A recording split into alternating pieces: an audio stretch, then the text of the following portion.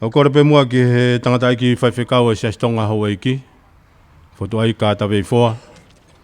Ke ne whaiange mua ai lotu kamata o e Katoanga e ahakoini. Māloa pita. O ko whonga ola ai pongipongini. I he keresi Taumu'a ai a Fiona. Ko mau katoa he pangai. O e kere o Lavaka. Ka koe tuia o e otu Tonga. O ku kei la koi fua ai kuini o feina o Tonga. Pea koe whehuhu o e Kainga o Lavaka. Nanasipau'u Tuku'aho. Lau maari lelei e tāhine pirini seti. Koe patalonia o e toitupu o Tonga mo e tawahi kena. Angelika Lavaka halaiwalu mataaho Tuku'aho. Ai whare o tupou ke lakalaka i monu ai tāpua ki mo e keresi Taumu'a ho tau o tua. Ke tuputopoa e ne pure i he o tutonga. Lau maria hou eki. O kumalua haa matapure. Kau tauhi fonua ka uma Kainga kotoa o Lavaka. Ko kamata hi he pongipongini ai katoangani. Ai waka o e toutopu tawahi kena o e Kainga o Lavaka. Pia ko li i he oha o toho e waka la makona.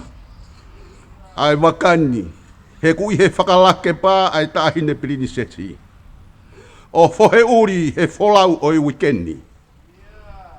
Ne whakakoloa ane pōna, e he tamatui tupo wono.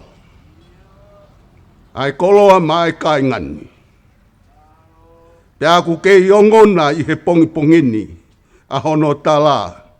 Ai whanau, mou whanongo ki he ngaahi a konaki ai tamai.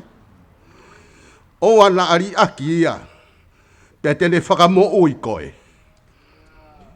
Ke ofa ki a te ia, pia tene tauhi ki a te koe.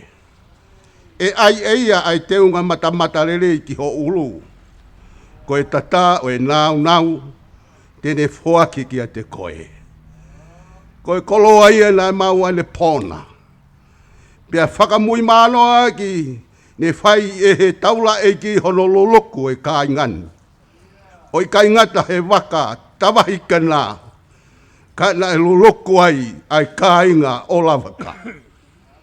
I he toutopu ko whai hono toho ake o e waka i he tau whooni. Pia whai ai a honololoko ake e toto e fuakawa whoou. Ko e tata o kalaisei. Ke nau hoko o whoou he tauni. He koe whoou e whunga e kolo. Pia ke whoou ai mo e sino atamai mo e lau maari e whoki. Ko e nā e Katoanga e eike. Ke whanonga melino whio whofani. Ai whiohi he lau maari e maa oni e ahoni. Pia mo e kahauna. Pia taria e maulotu mo e tautapa.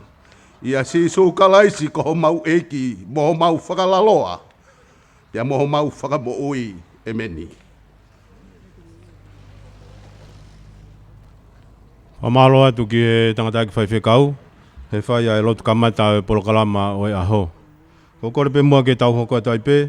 Kore mua ka nā hokonga ke ne whai ai rea taritari o e Polokalama o e aho. Malo.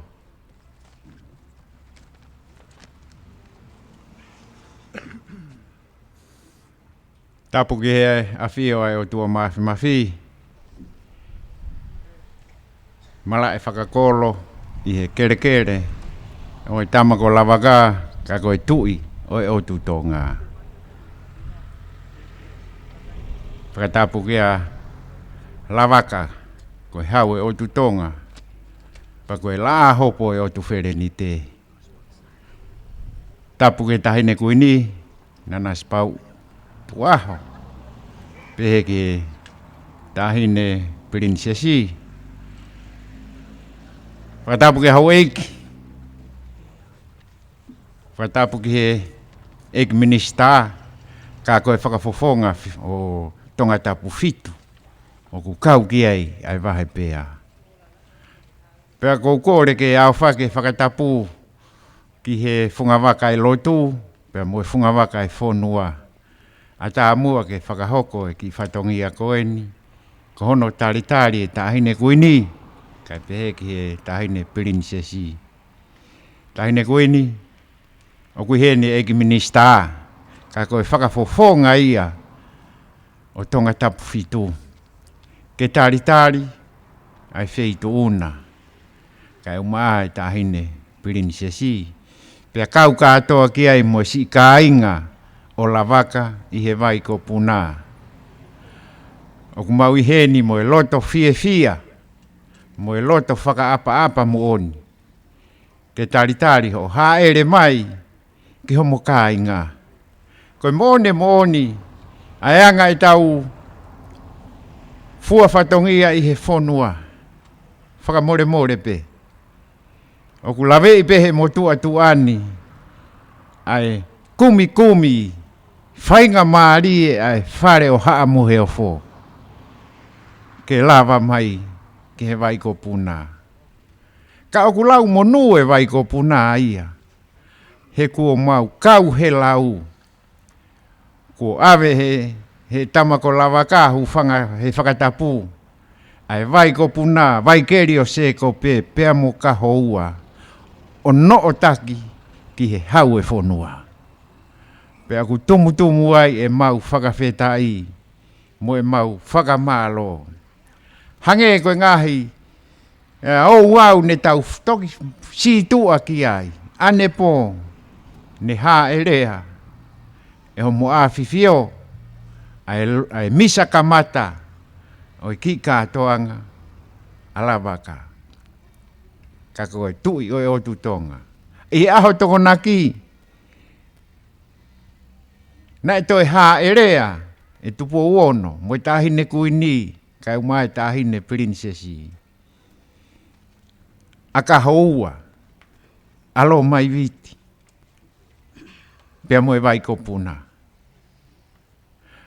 Pea koe fia lahi, na e hoko, i he ngahi aho si ko tau mariu ki ai. Ne toki mariu e pe a Katoanga lahi, ai sias Katolika o pea, ko hono whakamanatu, ai tari e lotu i pea, ta uia hono te au fitungo fulu mānima. Paku e ngahi huri, i he kere o Lavaka, o kumau monu i ai. Tahine kuini, peke tahine princesi. Koe ngahi vi sone, mehi whare lahi, ki he kāingani, koe monu i alahi. I sā paula, i sangato petelo, ko ulo ai kolosi, kene fetongi, ai niu wākai. Pea mo e toa ko lafi. I he kere, o kumau whakautua ai. Whakamore atu ala, ki a ngahi whatongia o kui kai whiunga mo tāu mo e mātuani, o kui kai tuku harerei. Mau whakautua pe mo e mātuani. Tari koe, tari whatongia, ki he whitu una. Kai atu po ono. Koe tui o tu Tonga, ka, koe Lavaka o pea. Tu au whātu.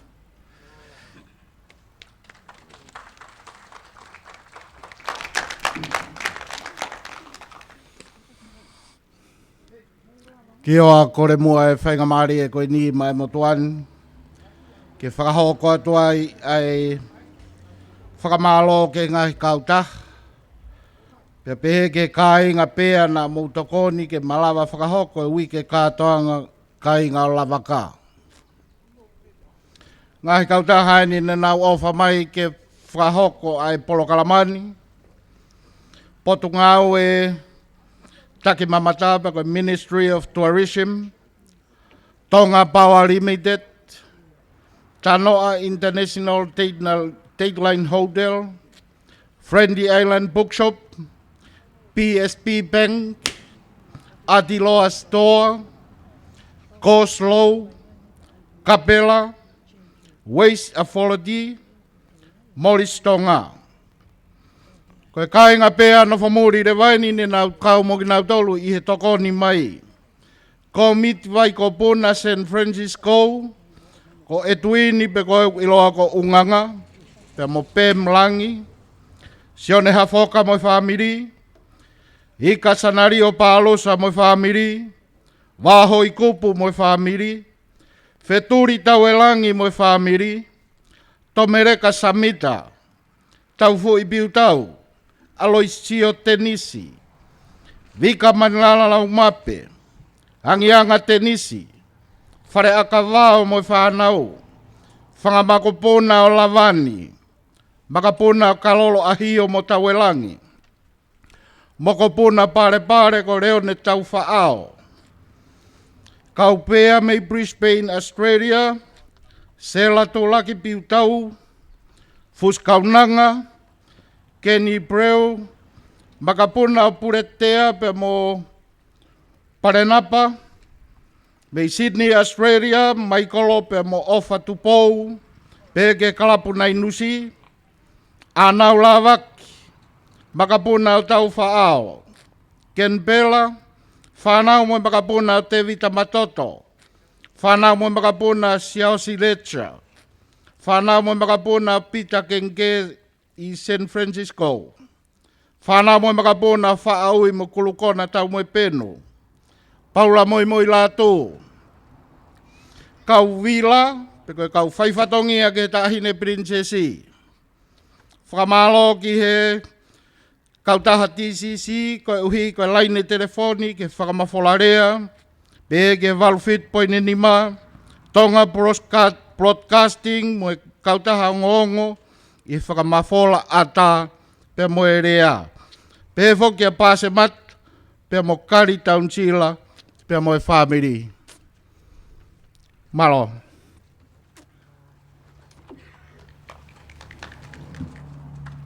Malo, malo pito sunia. Ai whahoko mai ai whakamalo ke ngahi kautaha pa mo ki mo tolu kotoa pe, ku mo toko ni mai ki ono whakamafola o e tau Polokalama i he ahoni pa mo e wikendi. Kore pe ke hoko atu e tau Polokalama, pe a whamore more pe tahine kuini, ko inga koe mea au whakamawhana mau pe ai mea koe Manatu ki api, pe mo e mea koe Manatu Melie. Pa koe whakotutu ai Kauhala koe ni koe taha ne kau whine eiki, i he motua taha i he kei toi mai i he koloni, kau mai Kauhala whika whaa. Aia koe whine eiki koe ni ko vai koula tūmatatahi. Aia ku kore atu ki he toko taha ku ngawe mai kia vai koula, ke whairewa i ki whakaeke pe.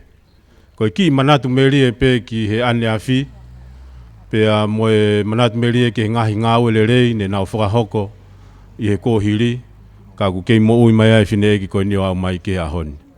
Koe ko kore atu pe ke lava mai, a vai koula pe a moe toko taha ko ia, ke whakahoko ai Polokalama ko ia. Whakatolo atu tahine kuini, kai pehe ki tahine princesi. Koe ki Polokalama koe nuku kamata koe ni me Kauhala whika whaa, koe Manatu Melie ki he kōhiri. Pa koe taha ni he whine eiki mo tua taha i Kauhala whika whaa, ko vai koula tu matātahi.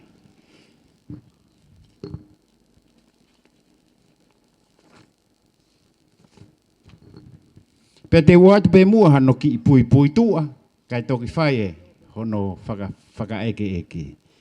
Ko vai koula tu matātahi, ko hono ulaki hingoa te eki ai ke mau hoa, ko vai koula ahio orie. Na si whaere ia vai koula i he aho walu, mahina taha hiva ua walu. Aia e hoko hono tau hiva ngofulu, ki Novema o e tau uafe taha walu. Sai, koe whine eki koni ko vai koula, koe taha ia he ngaahi, he kau whewhine o pea. Te utala noa peheni pe. Ko vai ko ula o whakoutua o hanga pe ki he heilala o pea uta. Koe mātanga i loa i pea ni ko heilala o pea uta. O tūme Kauhala koe o ene a fio. Pea ko vai ko ula whakoutua pehe hewe e fu heilala. Pea tene fakamatala a ene manatu ko hae uhinga e fu heilala. Hange koe kaweinga o kutau wholaua ihe ahoni koe Manatu Melie ki he kuohiri. Sai, ko vai ko ula, na ia e fu kautaha, toulanganga, na e tuu e fu whare kautaha i puna, pe na e ui e kautaha ko ia ko e awhi vela. Pe koe toe, koe fine eiki pe eni o ku toe i he kamatai o e kautaha ko ia. Na e whakatahataha ai fine mātua, mei koe Kauhala whikaua, whikauraki, ki awhi vela, o whai e koka a ngaahi. I he whoi Taumu'a pe e tolu. Ke fua e whatongia ke he fonua, koe lotu, koe whamiri.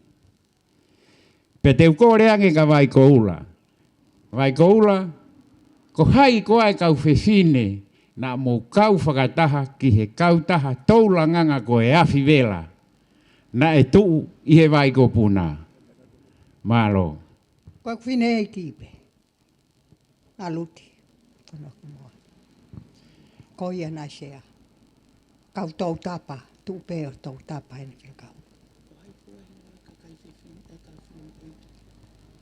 Whine ko vikataha. Sai, pehe vai koula.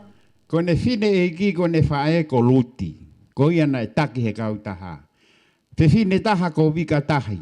Ko vika tahi eni o ku aluhifo haa ko ia kia maananga pe ko silo tahi. O e ahoni. Ko e fine ia ko ia. Ai kwa silo.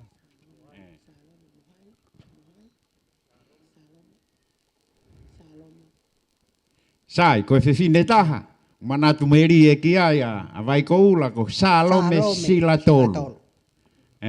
Ko Salome sila tolu, ko e api anu whakoutua e uhoko mai ki he api whakakolo. Ki whare funga waka uhoko mai, ko no hako ene ua umai ki he ahoni ko pesiola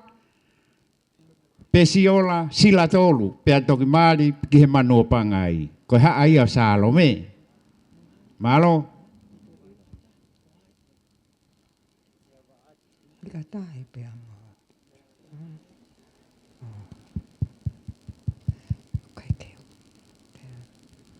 Pakamore pe, koe atunga pe nia e tau koe. Mu tau mea i ko toa pe mu mea i pe o wiki ka maa ki mautolu. Koe tau koe, manatu e mea, ku ngalo e mea. Kau tau whakawheta i pe, koe nau mo ui mai ki he ahoni.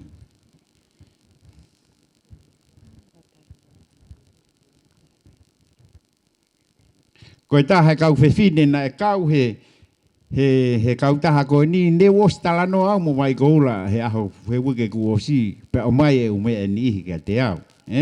Taha kau whewhine ko mere lua tangi. Na ea ofisa kolo i peani, mahalo pe koe tolu eni me iai koe tangata ko lua tangi. Ko hono hoa ani ko whewhine ko mere. Na e kau ko hono haa ene o kwe ki tama ko paea o kune whakarere ai kautaha langa koe ni koe kapela. Koe tuku whakaholo i foia ko ia, mere lua tangi. Te hawhiwhine?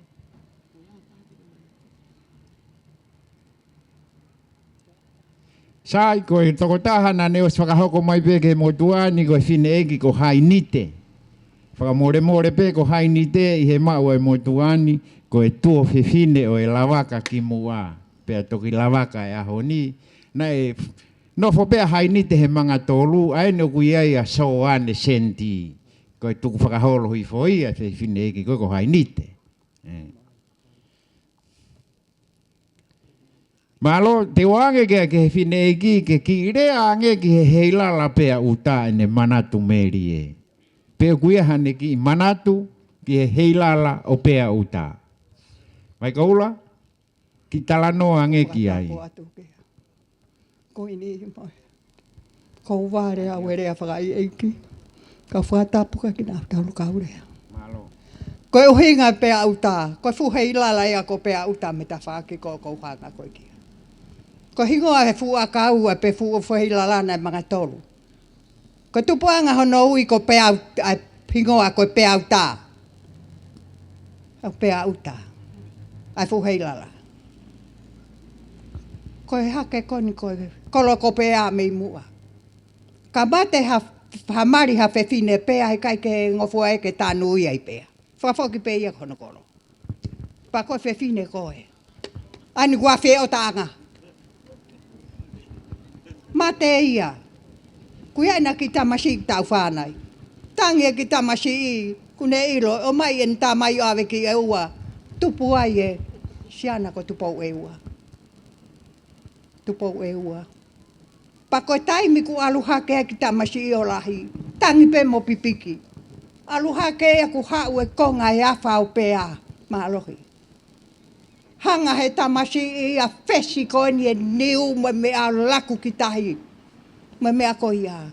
O puna mai rea me whamire tamai. Tamasi, kane mau ilo te ke pehe. O hoko e whamire ho whae. Ko hau me whae. Puna alu ke kolo ko pea. Ki pea. Ko ho whae e me iai. Kei si i whoke ki tamasi au kai kene e ilo e pa. Ko toki ilo ki tamasi ko ne aluanga te au. Whekumi ake. Pako ia ko talano ako. O hinga pe au tā fesi ko pe ku whae te rea. Au ke whanga ko e ua. Alu pe me a nau hola kakai ki o lunga. O si nusi he me aia. Toki hau e whakalaka ko e ni. O ai ko e ni e me a o ai o alu taha ke me a. Koe tupu anga e pe au taha. Koe uhinga ai. Malo au pito, tau whanongo ke historia ko e ni. O kui kai ko e pea uta. O kui kai ko e pea uta. Ko e pea uta. Ko e pea uta. O kui kai ko e pea uta.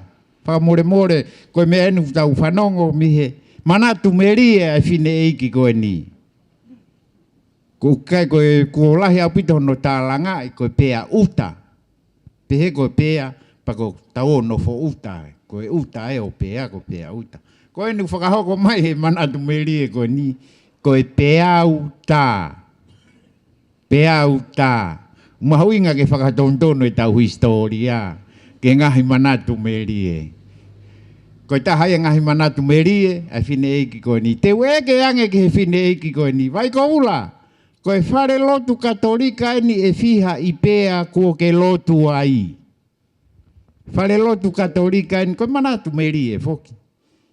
Ko e whare lotu katolika ni hono fiha ko langa i pea o ko ke lotu ai. Vai Kauhala.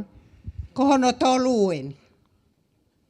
Ko e ulua ki whare lotu na e papape. Tā pe o whapipiki pehe mea. Mea kona koe kau tāpo au kare ware. Pa koe tolu e. Malo au pito, koe Manatu Melie. Whare lotu e ni hono tolu e katolika i pea. Ko lotu ai a vai Kauhala. Ka tau manatu pe ki tau tolu. Nei ngai whare lotu e ki mua. Mantu nei hake lotu i pea ni a wheo ta anga. Nei ngai whare lotu ia. Nei teke mo ui ai a vai Kauhala ia he taimi ko ia. Ka koe i taimi ene mo ui me he tahiwa ua walu ki he ahoni. Koe whare lotu ene tolu. Koe taha ia Manatu Melie a vai Kauhala. E vai Kauhala, ko ki Manatu Melie he whakaosi i peeni, kai tok tānaki mai. Hufanga pe Fakatapu. Hufanga pe Fakatapu, kai whae ki whehu i whakatua koe ni ka vai Kauhala. Vai Kauhala. Ko ke mau nai ko hae uhinga na e uia wheitu kou tau nofo ai ko wha po uri. Ko Manatu Melie, whakamore ala na usikore whakamore atu pe. Ai pe mo tau ki kata. Ko hae nai hau Manatu. Ko hae uhinga na e uia wheitu kou tau nofo ai o tau Kauhala whika wha. Ko wha po uri. Na aku ke he ia me ngahi whakauhinga e aho ni. Malo.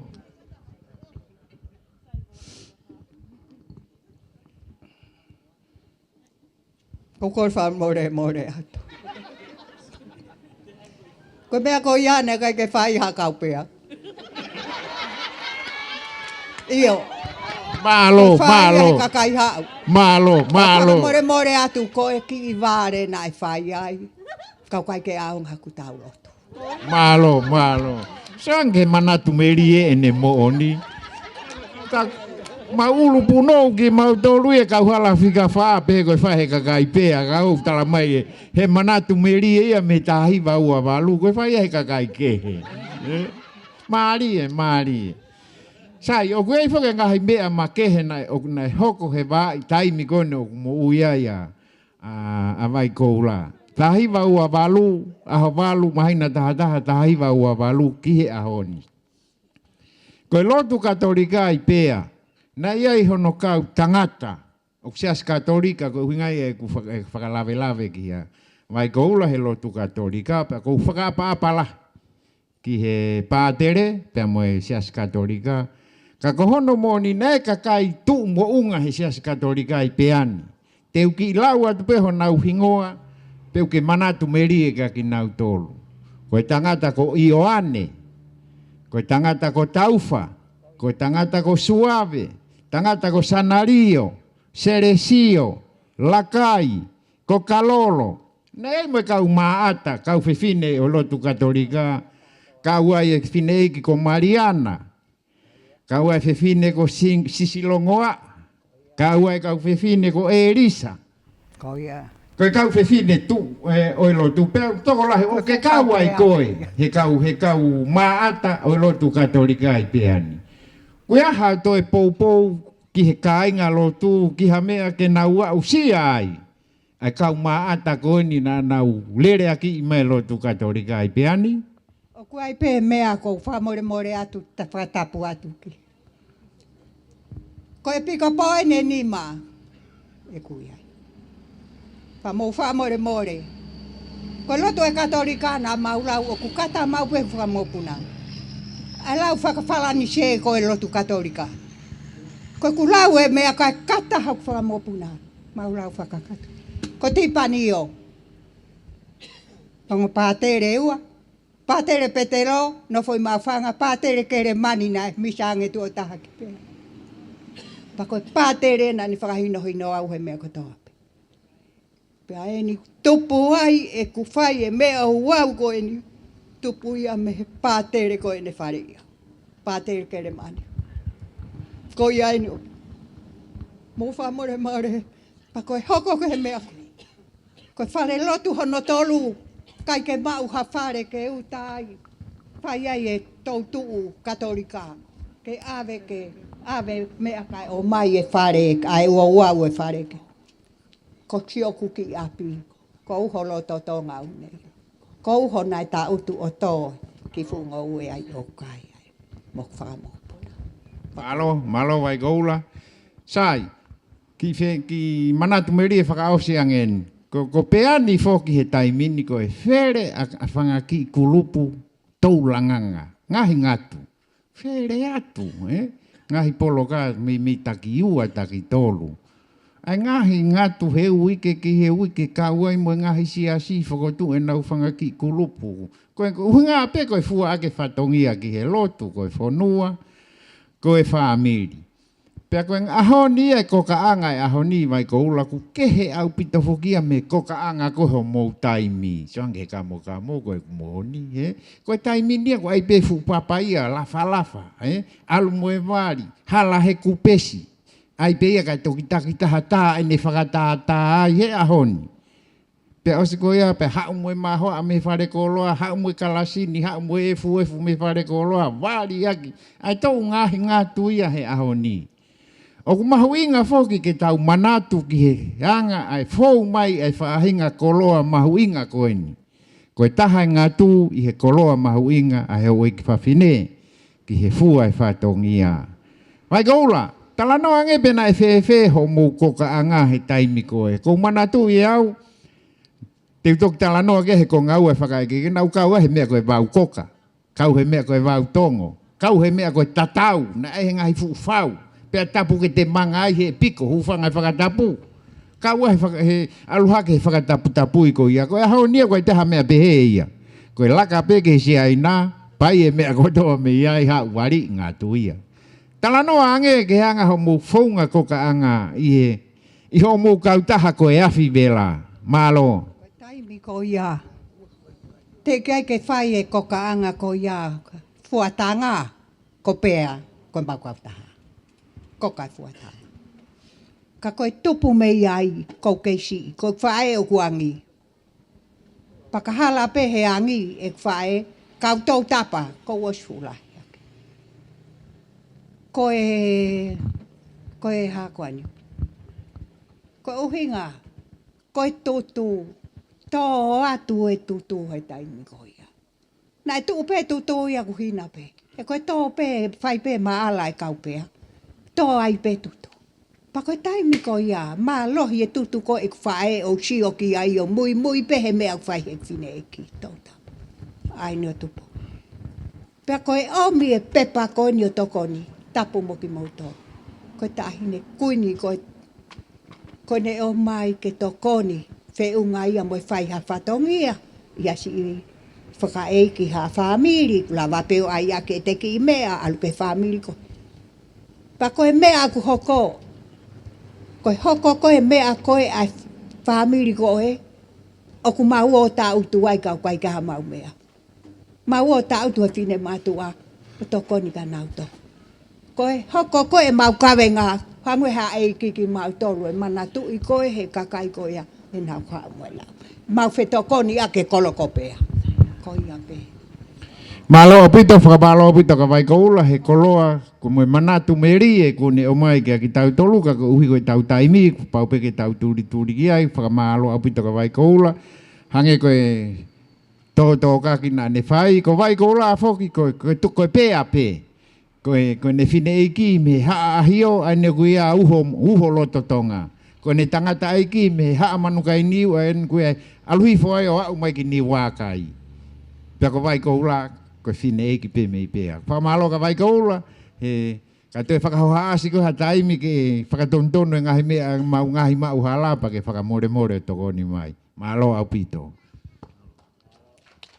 Malo pito koe lava ini e whakaeke e whikaulua ki. Tau hoko ki whikaua mea pango pe.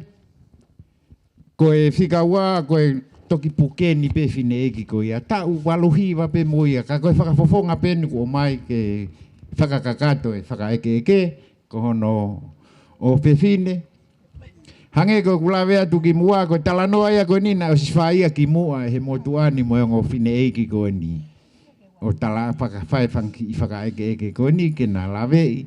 Pena e whakaamu ke lawa mai whine eki. Ko mai koula, na e rea hu a mai koula hu whangai whakatapu aho walu.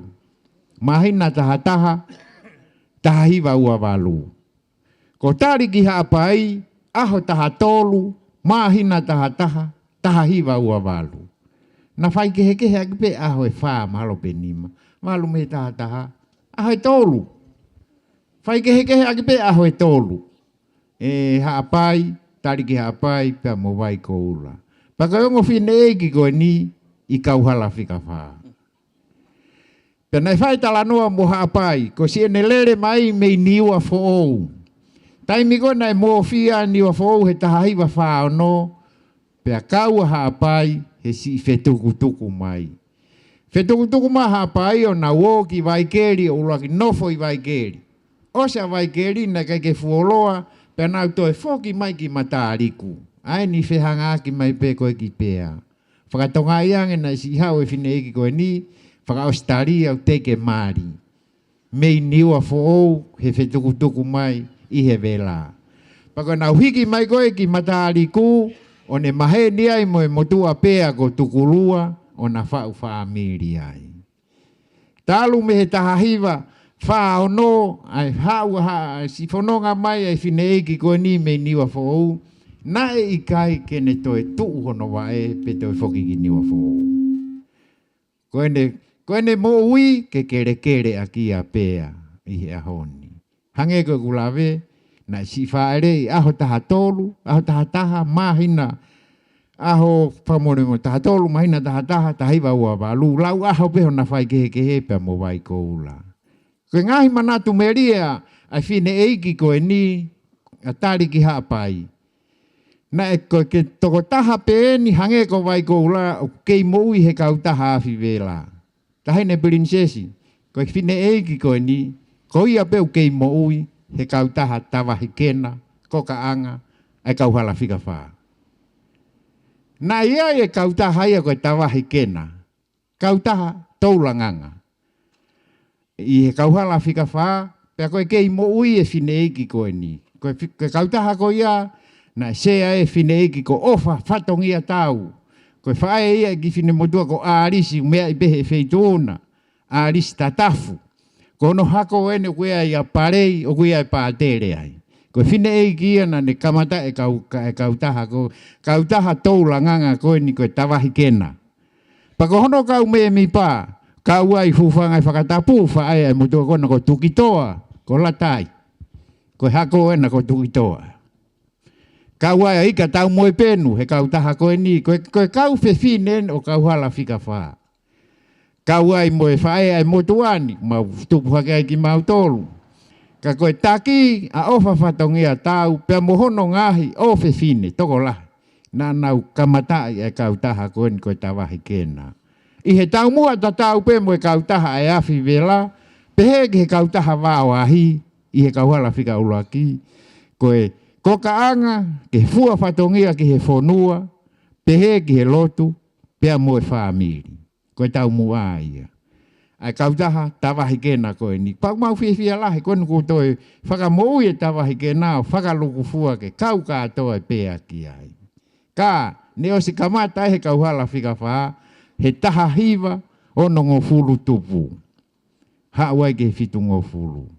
Sai ko ki mau tolu koe ni o tupu hake ai whanga uhiki, ngaahi uhiki koe ni o e kau me mi o e tawahi ke nā, tukitoa. Koe mau ngāua nai whai, hange koe ni koe o ki uta, wau koka kau ai e motua koe nau kune puke vai kou la. Mau wau koka, na e ngahi mea wau na mau o moia, mau o wau tongo.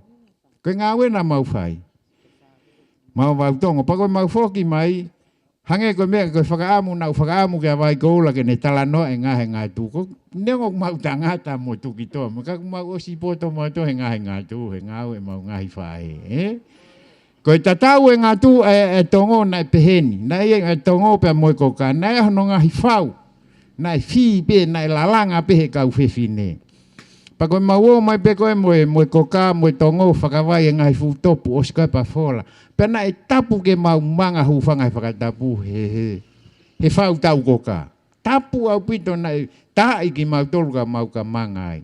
Koe hahono uhinga, koe taimi koe e ri ai koe ke fuakau ke vilohi koe tatau e tongo moe koka. E piko e fufau ia pa kai ke maha ai koka moe tongo hono tatau. Se koe ngahi whounga ia tuku whakaholo mai.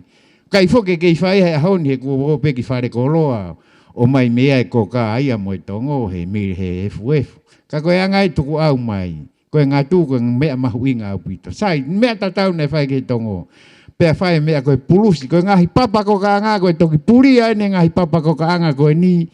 Me ngahi whare kautaha koe ni na hange hafo isia ka re kai vae ua. Na kai ke whalatia hange hafu te pire ka i ufanga Whakatapu. Na e pehe ia hange vae ua pea vae. Sai. Koe ke ofi, ko ka anga pongpongi, mea ku whai he whiawhini koe ui koe pulusi. Koe nofo kone ngahi kautaha tolu i pea ni, o kunau nofo moe ngahi kupesi i loa oi fonua. Koe kupesi na nofo moe tawahi ke nana e ui koe ākolo. Ākolo pea. O asia e tawahi ke nana ai, o kuai hono tohi, o hono hingoa. Ne kupesi koe manulua moe, haafua na koe i he kautaha koe na vai koula mo mea. Ko li peti ko tui ku ne ilo i pe kupesi na e ngau eke he kautaha wawahi. Li peti ku ia ha manatu ki ai. Ke ho mou te whitau i kupesi e kautaha, pa toki tā anaki atu ai pe ngahi kupesi kehe.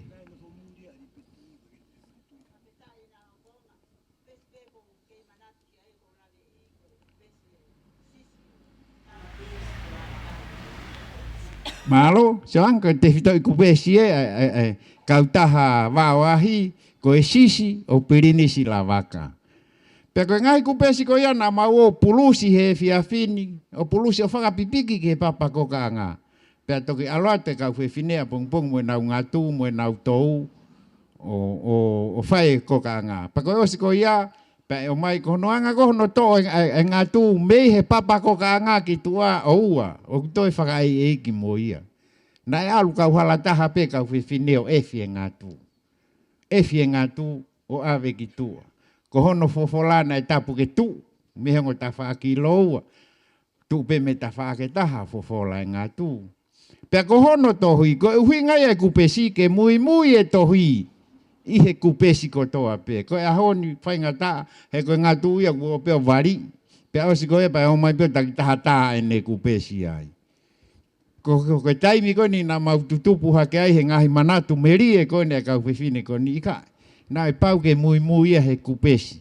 Kupesi vai ko puna. Te asi hake pe vai ko puna. Ngau e pe te fo iwha he tohi e vai ko puna.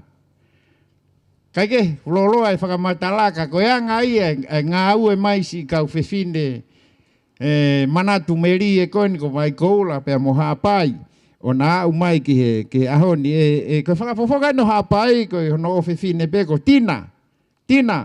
Na e pe ki lave atu a hapai ki a koe. Ke talange kau me mipa. He tau tala no he uko si. Ko hai fwe kau me mipa ke manatu ki ai. I he kau taha tawahi ke nā. Malo au pito. Ko e kau me mipa ko ni na e mau tala noa ki ai mo e hine e kini ko o famosese ko se aia. Ko e fine e ki ko tupou o hufanga. Pea iai mo fine iki ko la tai tōkawa. Ko i ketau mo penu. Ko PA halaholo. Ko kolokesa lau mape. Ko kau fine ia na ne whakalau ne kei manatu kia ki nau tolu ka kona mama o atu. Ko ia pe malo. Malo pito tina, ko nu fakamatala ia te tina e kau fine na nau kamata i ai ke kau taha tawahe ke nā. Pa koe toe pe fo i taha koe ni whae a tina a hapai. Kono tau waluhi wani e hiwanoa ki Novema o e tau ni. Ke mea pe fo ke lawe i pe tina, ko si o whae ko si fo si lele mai me niwa fo. Ke lava o ki lawe ko hao no hinga na ue ko tari ki hapai. O si ko ia ko si ne hao na me niwa fo. Malo? Malo au pito. Na hinga hono ui e ai fine e ki ko tari ki hapai. Ko hinga he na ai e ki api uta o tangata eki ko fustua ko mamao. Na ui ko tari ki hapai. Pana no o fe fine. Ne fa elei. Pana si malo lo e fa e. Pe o mai leva. Whakahuhu e fine eiki a hapai. Kai nofo lewa hapai o tari.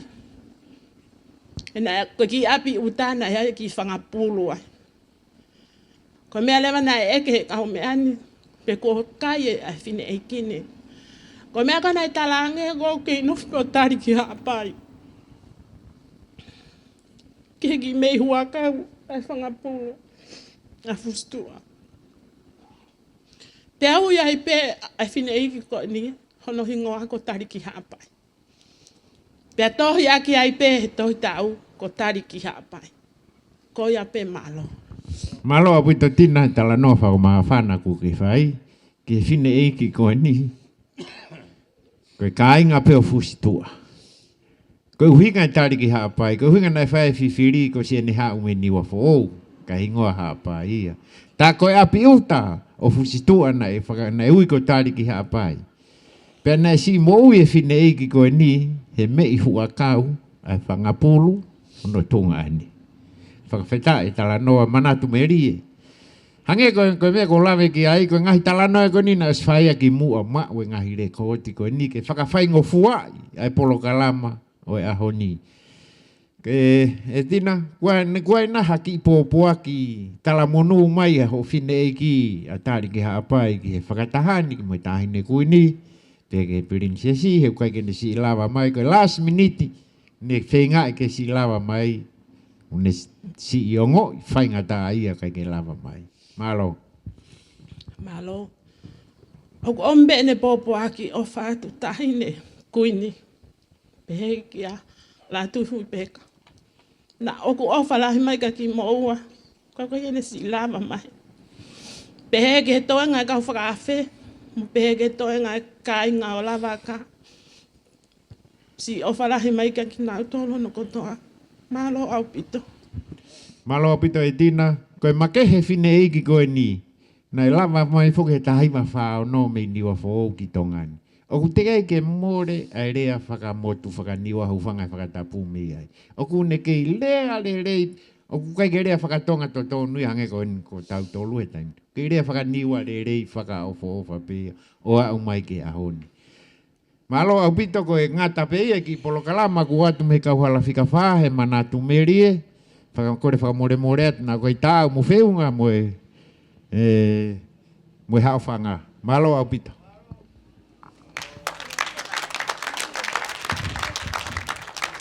Pamalo atu to nā konga. I e whakahoko e ki Polokalama Manatu Melie koe ni. Koe taha peo ki Manatu Melie ki he hange ko mea koe nā lawe kia nā konga ne nai pa mo e whine eki koe ni taine kuini. Vai koula. Koe kamata koe ni koe o e kamata whauwhau ke whai e langa koe ne whare Lātūfuipeka koe ne Katolika. Aini mo mea i he taimi ni. Koe kamata whauwhau koe ni pana whai whakaukau ke whai e Tauvū. Ke kamata ke whai hano whengaha ki se niti ke tātānaki ki he kamata whai e ngāue. Koe api Tuku'aho ku whakau i tō wai a e whine ki koe ni. Koe te au e taha mo e kai whitu. Mi fualo. Nane ofa mai ke whai e kamata e Tauvū aisi hasi. Ke kamata hano whai whakaukau ke langa e whare Lātūfuipeka koe ni. Pea koe e tahine kuini o ku whai e Manatu Melie ki he whine ki koe ni. Pea moe ofa nane whai. Pako tui koe hoko peki ai e kerekere o e Taumu'a ko Lavaka pa moe whituona. O kuwaki mai o whai ai ai whinga si ki hono tā e whinga ke tā e mō e whare lotu. Pako e o koutu i pēte mo ke anga lelei pē ke omi pē whainga maari o e kerekere o e whituona. Ke whai ai whinga e mō e whare lotu. Ke ona toi au ko mauwhanga mōpuna. Ka ngata pēia mautoro. Koi ai ki Manatu Melie o whai pa mo e whamalo atu i he ahon. Ki he Manatu Melie o whai. Ka ukore pe mua ke hoko atu e tau Polokalama. Pea kore pe mua ki he whai wa uraki ai Kauhala whikawha. Ke mo teu mai mua i he taimini. Aia ko e whai wa koe ni o kune talanoa ai ke ngaahi matapā o e kolo tau. Pea kore heni ke whai wa e whikawha. Ke mo teu mai rewa i he taimini. Malo.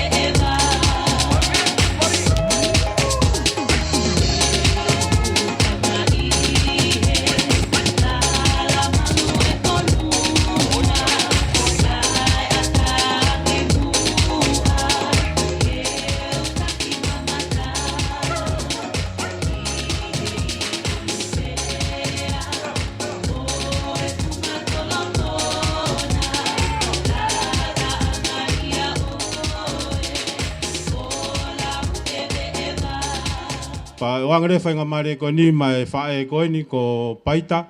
Ke ne whaia ki Manatu Melie ko ni. Pea hiri ko e peto ki hoko mai ai whaiwa. Ai kulupu ai Kauhala whika whaa. Ko ki kore atu pēka mo tolo ko ni whakawhare tolo ko ni he whare kalapu. Mo ki kataki o ki mea ifo ki whakapotopoto mo mea mai whawhiunga ki he awhio te tahine kuini pe he tēniti. Tauwūpeka e malu. Ko e te ria awhio e tahine kuini. Malo apito. Whatapu ke awhio e otoahi o taulotolo Tonga. Whatapu ke tamago Lavaka ka koe hau o Tonga. Whatapu ke tahine kuini. Kuini Nanasipau'u Tuku'aho. Whatapu ke tahine prinsesi. Latūfuipeka Tuku'aho. Ka Taumu'a mo e whine motua tua ko eni. Ke puke a whainga Malie. Pe Katoanga o e aho ko eni. Raki tūku a whakawhetai ki he eiki. Ene omi e mo'ui. Tau lamahau. Tau au si ai a tau fōu ko eni. Tau tū he hane o sio ki mui. Ki he hala whanonga. Whetuku a taimi ki i tāni tīna o kai mamotu ha taimi. Kai e whakahau whe tau maui. Tau au si a aho mahu inga ko eni. Tau mo au ke utuku a whakawhetai. Ke o tua mafi. I he aho ko eni. Ko e whine motu ani. O e Kauhala whikaua. Ko e Kauhala whikaua. O pehe mai ho na huingoa. Ko e whoe mo o nia. O e vai kopuna. Ko e whoe mo o nia. O e vai kopuna. Hufanga he whakatapu kua whai. Ko e Manatu Melie a whine motu ani. Ko e Manatu Melie ki he vai kopuna. Manatu Melie tapu mo hono aho. Ko e Manatu Melie me ono aho. Mo e Manatu Melie ki ono poni. Ka lave atu pe ka historia o e vai kopuna. Tokua e kuanga mua. O te ke ai ha hala fe ia me ha hake. Ke au ki nuku alofa. Tapu mo ki mo tolu. Hange pe nai haki hala makini. Ai hau ai hala me ha hake. Ke hau ke au ki nuku alofa. Tokua nai whaka kau ai kau te volo vai haha ke. Ke ai e aho. Ke nau ewa mai ai. Ke nau whong mai ki nuku alofa. Pe nau ware are au pehe. Ko tau oho. Ko e mei vai pe. Ke tau whaapuku i ho tau ngutu. Ko tau oho ia. Ka tau ka au ka wheitu ku whainga tā maki. Tau mālolo pe. O ki i wholoha ki maanga. Tapo mo whakatahani. Kai whai ai ki talanoa whakatuani. Pea whai mai tokua e whono ngā. Moe nau takita tō mai ho nau ngāhi oho. Na e whaapuku mai pe. Koe ki me i vai pe. O nā wau mai ki ha wheitu i ha hake. Pea tō aiha me i vai. O hoko wheitu uia ko ia koe ki i vai. Whai mai e whono ngā. Whai mai e whono ngā. Tō kua hao mai ki ha teiho. Tō aia me i vai. O hoko aia i vai ko atere. Whai mai e whono ngā. Whai mai e whono ngā. O au mai ki he vai ko o au mai ke kolo ko pea. Tokua o ku whai atu he hiko ia, a kau te wolo pea. Whai e nau hiko, kau te wolo. Au mai e kau te wolo me haha ke, o kau he hiko. Io, tu hake whewhine he te wolo pea. Whai e hiko e kau te wolo haha ke. E nei he tapai ke te wolo koi mi haha ke. Puna me i vai, me i loto, me i hono ngutu, o tō ki tua. Hoko ai, koe vai ia ko puna. Koe vai ia ko puna, i ono pōni. Koe vai ia, nai whapuku mai, he kau te wolo haha ke. E nei he te wolo pea. Puna e vai o hoko ia koe vai ko puna.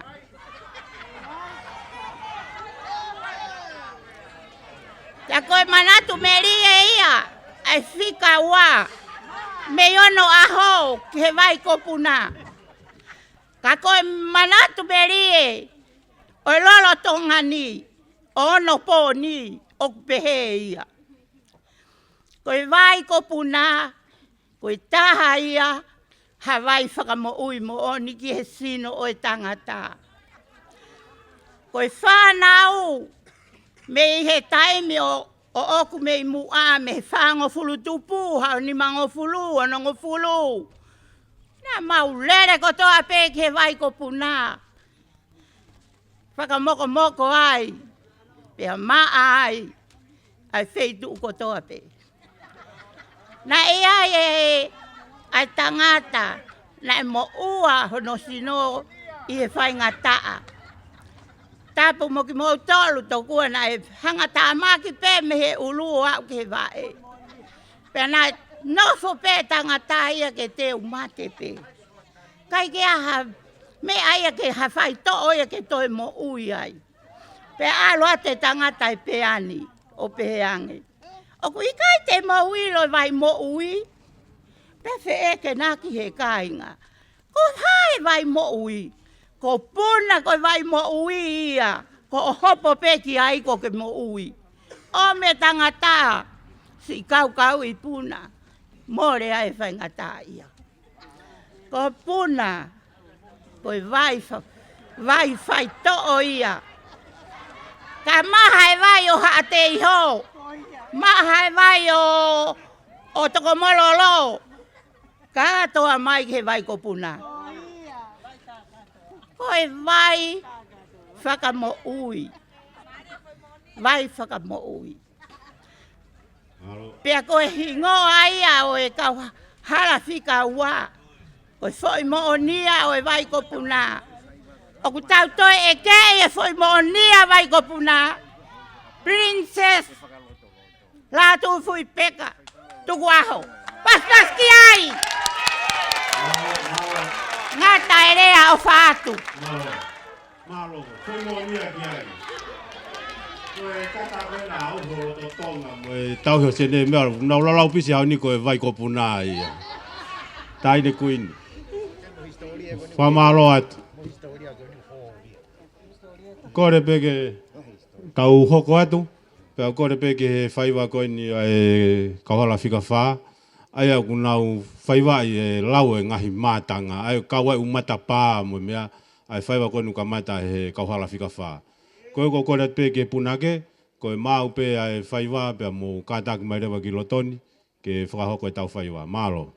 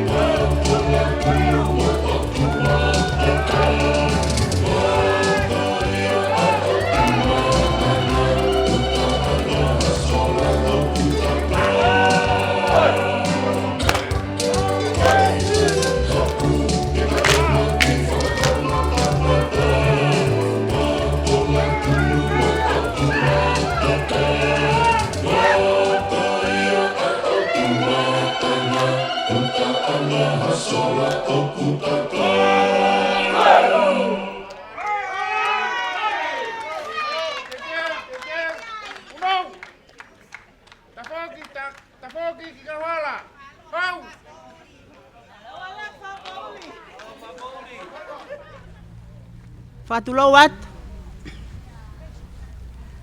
Fatap ke hafio ai o tua tai hamai. Fatap ke tahine kuini. Tahine prinsesi.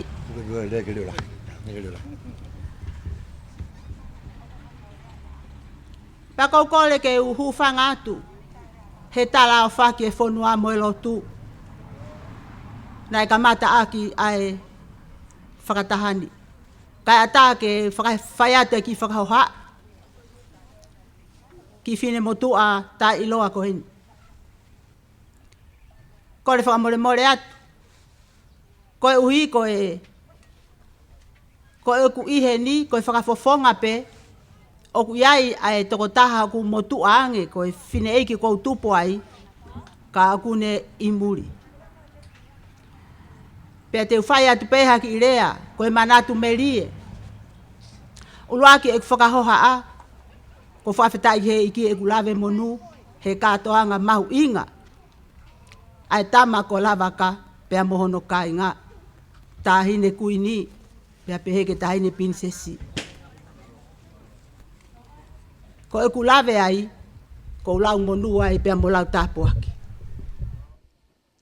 O kuiai e ki kautaha. Na tutupu hake pe ko KCE, kei mo ui ai whine eiki e kukui. Na e whakahingoa ia e kie e te au. Ko wāwahi o loto pea. Ki he tō ahi a tākai mo whae, i he kolo tau pea mo e fonua e kini. Pea utupu hake pe ko lele ki kautaha o whakahingoa pe ia, ki he hingoa o e whine eiki, ko e kautaha waoahi o lotopea. Ko kie e te au, o ku iai hono hakohe ahoni, matapāpu na ki langi, hako tākai pea mo whae, o au ke ahoni. Aia o ku iai ai whelāwe i pē whakatoto, ka koe whine eiki, whanau tama, pea mihi loto whare o hawe atu i ha te iho. Ta whaaki pe ia pea mo e tākai mo whae. Pea utupu hake pe o mamata, wakai pe ki ai. Pea more atu ai whine eiki ku iai a hono kau whine eiki i he kuonga ko ia. Ki whine eiki ko Tonga, tu matatahi tau singa.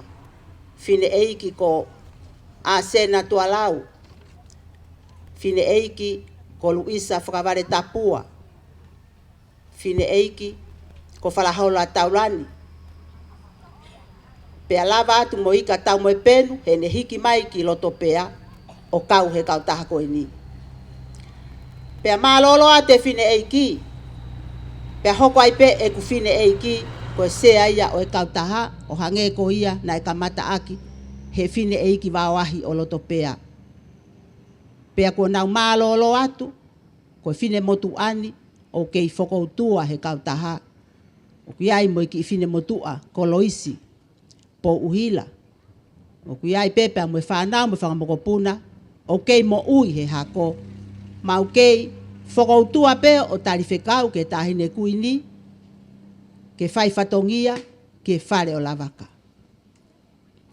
Neu tupu hake pe au o mamata, ki he u matapā o e kolotau, pena e whai e whakaamu, mea mai tahine kuini, ke tui hangahi kupesi, ke historia o e fonua.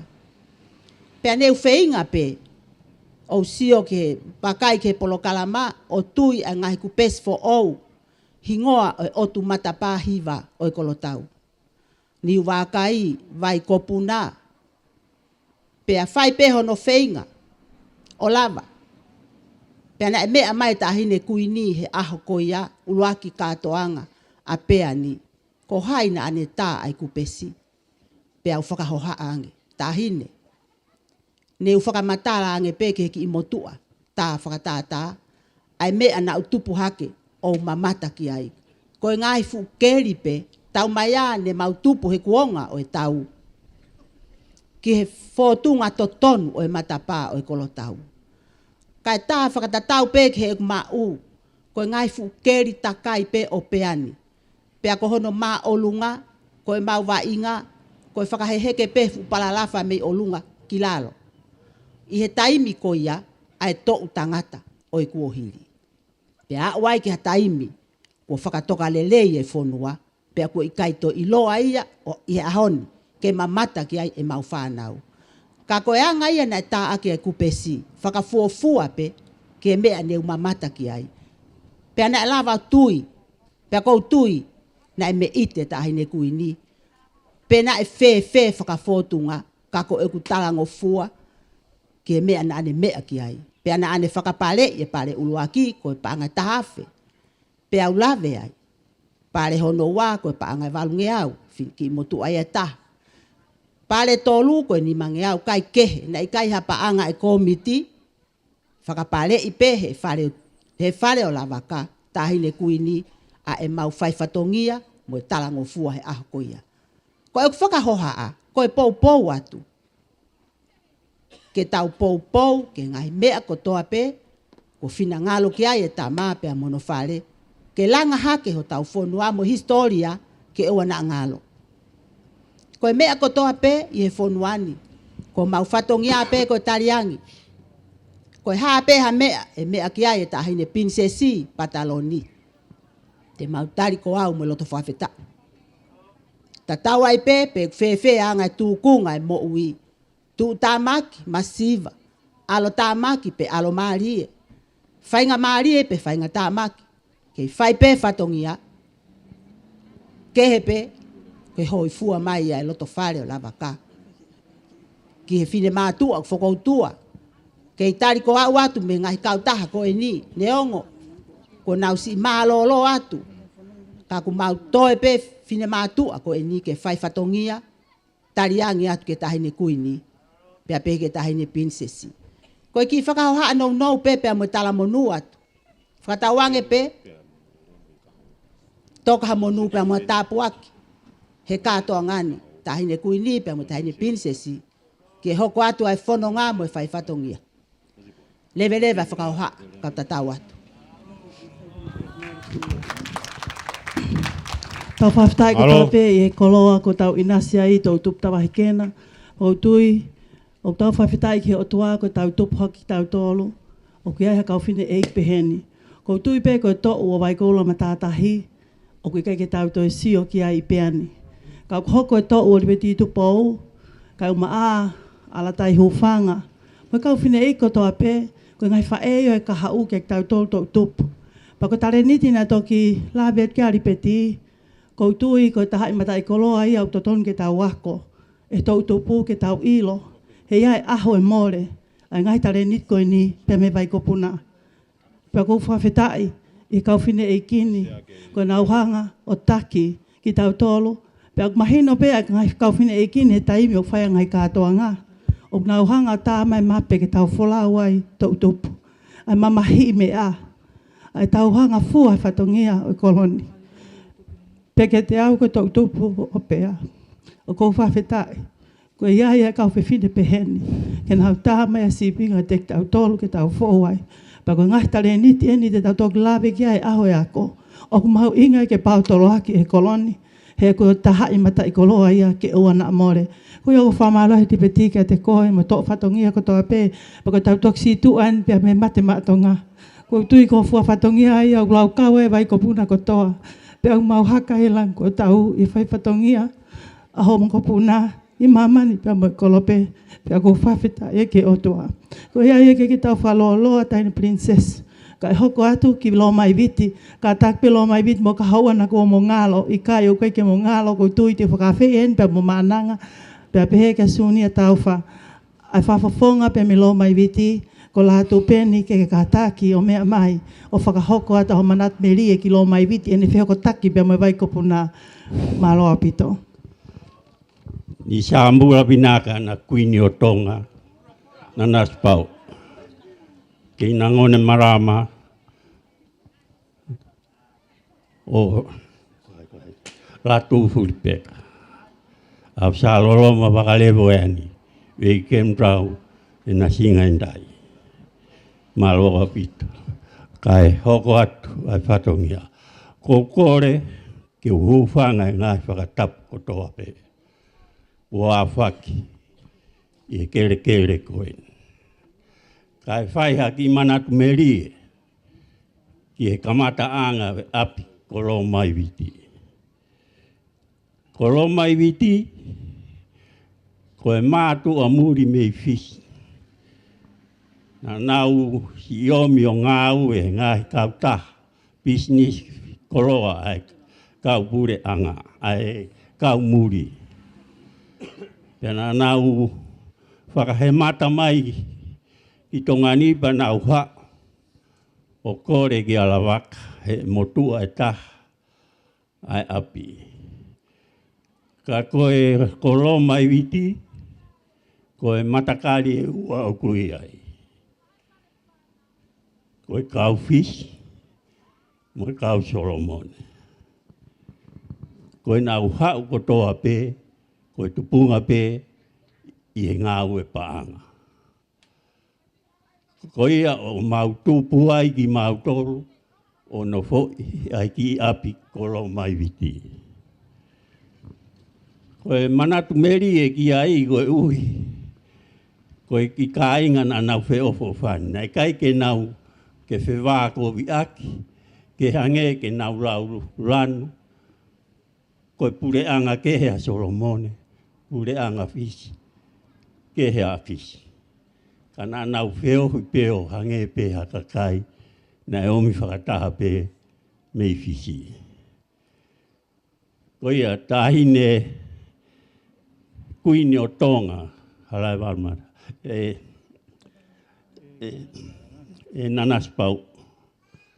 Koe ki motuani, ko hono, ko hoku hingoa, ko Lātūfuipeka kalkal. Koe tangata eiki, ko motua fisi. Ka koe whine motua na tupu ai, koe whine motua, me i he toa ko pou alu. Pea ko kore whakamore more atu, ki he whaituna. Kai ai harea, e hala pe tātu, pea ke whakamore more i ange au, koe mutua muri au. Kolo mai viti, he taimini. Ua osi hoka koe kere kere tolu, na e lisi, he ongo Kainga koe ni ki a Lavaka. Ua pekia. O nau nofo ia, ai ongo kere kere koe ni tolu o Lavaka. Pea i he kuongani, kua honga anga he whine motua, he motua, nai whakanofo e Lavaka. Ko mau mei mo unga, o le sita ke hoko koe koro. Kana e hingoa e wheitu, e tawhaaki kona e waiua pe he hala, wheitu kua kuia e whare lotu, na e whakahingoa ia he kau Solomone ko koromou. Pea koe tawhaaki koe ki heni, na e nofo ai kau fisi, na e ui a kolo mai viti. Pea i he kuongani, ku tuku e loa e koromou, kai lo mai viti ko toa pe. Pea kua osi maha, ko hangi ka te au nau whanongo, ni hanga e motua ia o ai, koe koro. Ko ia, ko ai fakamatala, mo e Manatu Melie, i he mātu a muri koeni, mau si tupu ai, o whetā utui he api kolo mai viti. Ko ia e fakamatala, pea mo e ke meai, ke mo meai, tahine kuini, pe ke whare alo. Koe mau whetā utui, i he marumaru o Lavaka, mo homo kere kere, tau watua e whakamalo lahi, homo ofa, o kei tari ki mau tolu, ne ongo e mau whakakina. Whakamore more atu. ko ia e ngata e rea tua o whaat. Alohi.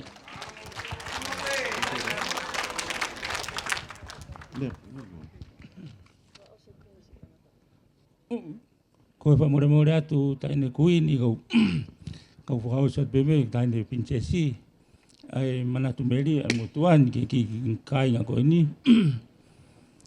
ko e whikao noa e ki whanau e motua ko ni nau tupu ake pē he ki i koro ko ni o kei mo i pē ai fin eiki e ku whae kei mo i pē mo yonga mātu ai tangata eiki hange ko ni whakauhaa ane nai ko ni fin eiki me toa ko pou walu ko ni tangata eiki me fish ko mo toa ko kalo nana toko ua pē pia ko mo toa lahi ko tu kiri na whakafoki ala tu mala he ko e whakamau polisia a fisia aia ko hono api o kulanga mai peke ap ko la tu mala kai tu ko mo toa ko ni na maria i mariki kolo vai ke toa ko pou walu o tu pai e ki mo toa ko ni ko fine eiki ko ni o ku ko ho ai ai tangata eiki ko ene fine eiki ko fine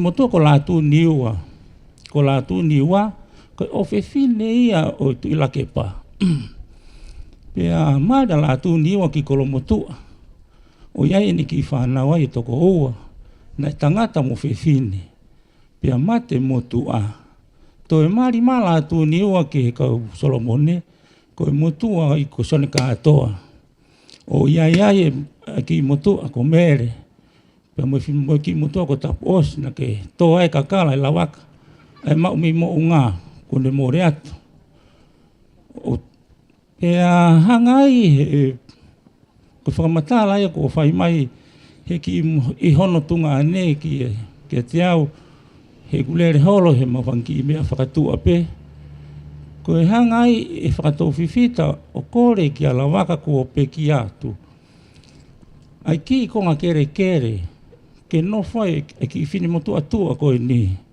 o kamata ai e nofo ai o hau mai ki he taimini pea koe mau whetangu tui ko ia lawe iai e Lavaka ko tamatu ia e aho ni ai whetangu tui ki mātua ko e ni o ange ai api tofi ai he motua ko e ni e tapu o mau me mo unga ai kere ki he siasi tau atai na Tonga siasu e siriana tau atai na Tonga ai ap fai whekau api ai e holo we siriana o kui koe vai kero se kope koe whare lotu whai ai whetangu tui tau lotu mwai ki mātua koe ni taimini pia hangai e Lavaka o tuturi maa a Lavaka tene tofi api ke whetangu tui ai ki mātua i taimini kai whetongi mai e kere o motua koe ni pia koe uhinga ai a mau kei nofo ai he taimini mau whetangu tui i taimini he ki kere unga koe ki i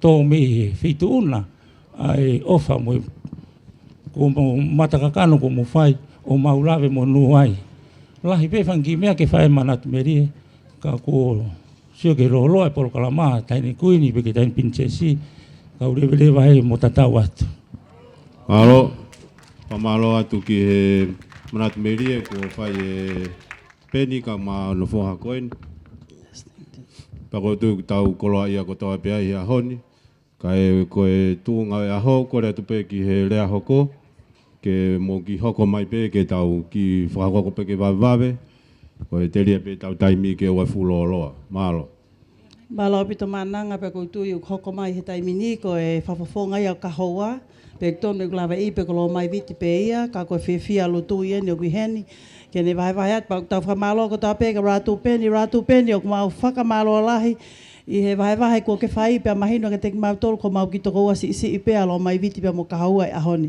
Ka koe pango pe ratu peni na kai te ke tāri ke mau kau mea mo kakai he taimi koe na tau mei mari e.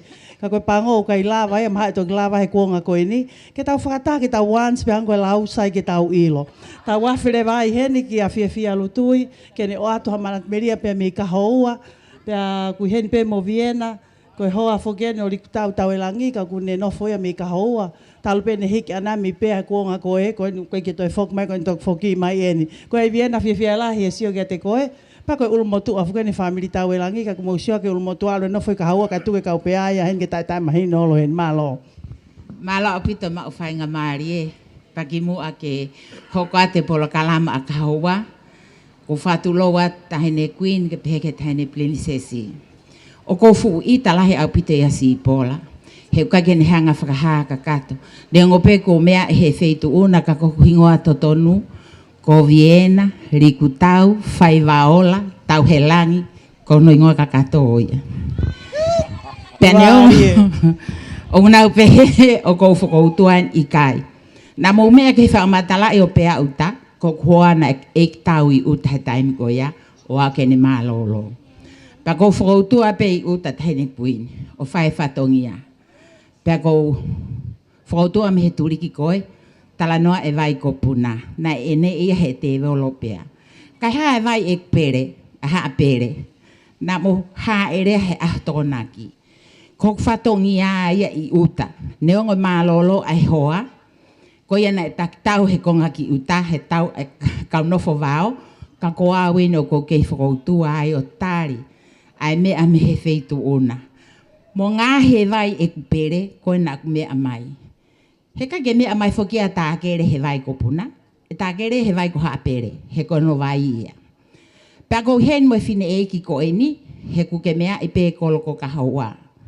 Na ea e api kololo pāngo, pea e api holonga e hau, pea e holonga ate ungahi api veisiare mo e otu. Koe where a mātanga I ka haua, ka kuri aki whoki au ia e pēa, he nau whehi ai au. Pea neongo e nau whehi ai au, o kou kei sai pe ia, ai sai ke tau ilo. O kou hen mo e whine eiki, ko whine eiki mo to ataha e he koloni. Pak mo mea I ko toa peki I koloko eni, ko si tātānaki mai. Mahalo ko ki api peki, mo toa ko kawakawa, ko ki motu a ko whinau havelu, ko ki motu a ko sione toa sunia, ko kau nofo fuolo ai he ki kolo. Pea koe toe ngā koe mausi toki lere mai pe. Ko lere mai me kolo whalahola, me ofu. Oa na morea ki ai pea, a ofu, ai kolo whalahola. Pea koe, ki whine motu a koe ni o ka ne koha mea ni o whai ha Pākalama, ka ne toto ma o lunga mo suka ko Pākalama e pe pongpongi ni. Ko toki ange pene Polokalama ni e si pola mo mea. Pa koe whine e ki uka e hono ki alanga mahaki. Na whakaampe ke of mai ke vai ko puna. Ka neongoia ulahenga he vai o lai e ria hona mo ka hoa. Ke fakamatala I ange ai anga e ne fononga mai. Ke ako mea e Tauvū. Ko mea maho I ngā Tauvū. Ke mo wako hanga hai mea me ngai wha e. Taurekereka ko eni. He koutu ulahi penga he mea aonga te mo wako mea ai. Pako whine e koe nia ange ne whakamatala I atu. A ene rere mai mo ne whakoutua I ka hoa. Sai kou whiawhia whainga maari e kou mau. Ki whakahoko atua. Ko kuingoa e ko o si talatu ko whiawhia lutoi. Ko kulere mai me he motu me hapai ko mo ngā one. Peau mau hoa ki tonga reka ki haa lutui. Peau sio ke tolai whanau pau ke he ke whekumi mai. Ke a koi ki nau tolo. Peau lere mai ki tongani. O hao alo. Nofo I kaha oa. Kai ke ilo ka whainga mea te lawa ki umaua. Whai ko whai e tofi ki kolo. Pe au ka oai. Ko ia e tahine kuini. Nanasipau'u ko whamalo ko kere ko whokai mai. Ki whakoutua ai. O ko tau ki ia. Pe ko kolo ai a ko tau I whetu ko tau. O kai ke tuku'ange ai. Kere ha whainga maari e ki tukunoa ia. O ko tō e puti ai ni. Ko tō fu mango. Ko tō fu tawa. Ke umau mea toko ni mea. He ko fia ko inga ko ofa ko ke o mai haki kere ke whakautu ai. Ko ia ko whakamalo atu ai. Ai ne kuini. Ai ofa fua tōko ke whai. Whimutoa malalo ko e ni ke o mai ke. Pakok nā tula ko e talango fua pe. Ko hape mea ko talange ki kahoua. Ko au ko talango fua. Ai whiria we viena mo mi mahi ke hoko ko sea ke ko mi whewhine. Pakuna ke e whiholo pea o au ke ahoni. Ke hoko ko sea ko talango ko wai ko ai toi lava mea. Kana ke i tala mai pege o tia. Ko ia e kainga pea. O mau nofo me ka hoa. Ko whakaongo mai pe ko hae mea.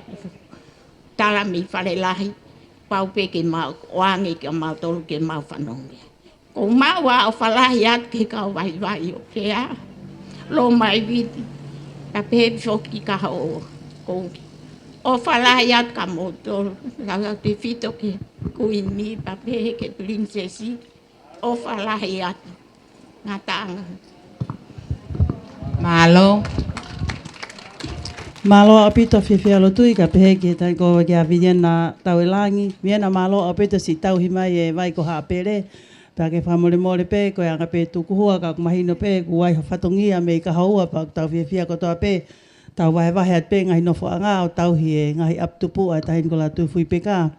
Pea whamaro lahi whoki he whine iki he wahe ko ia ko ne whakahoko mai ke te tau tolu. Pea ko e lea whakaosi maananga ko tui pe ko mo se paongo. Ko e Tongatapu ko e ni ko le Lātūfuipeka ko mea na whiri ai. Ko le whafonga ia whine iki ko ne o si hiki atu. Pea ko tui pe ko taha pe ia ai whine iki ko a mo se ko tui ko e eiki ia i e whamiri Tauelangi ko tokotoa.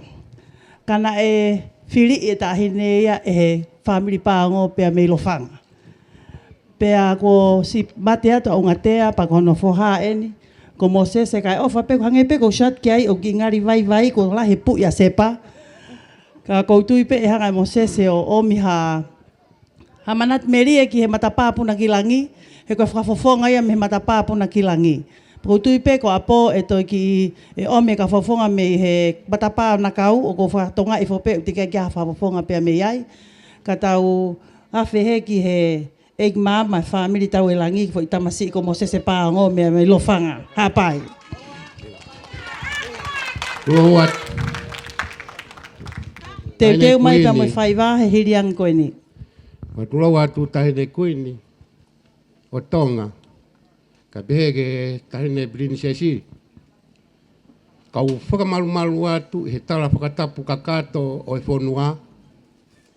Ka e tuku mua ke tau hoko atu ki he Manatu Melie o e whatongia a koeni o tawahikena.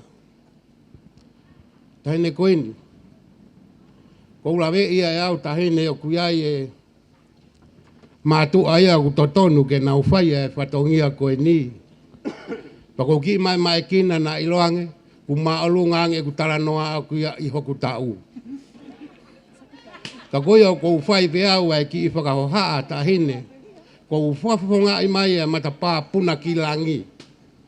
Kau tikai te ulawe au ia ke matapā puna ki langi. Kou whielau iatu hange koe rea kou whai he emasi. Koe motu ani.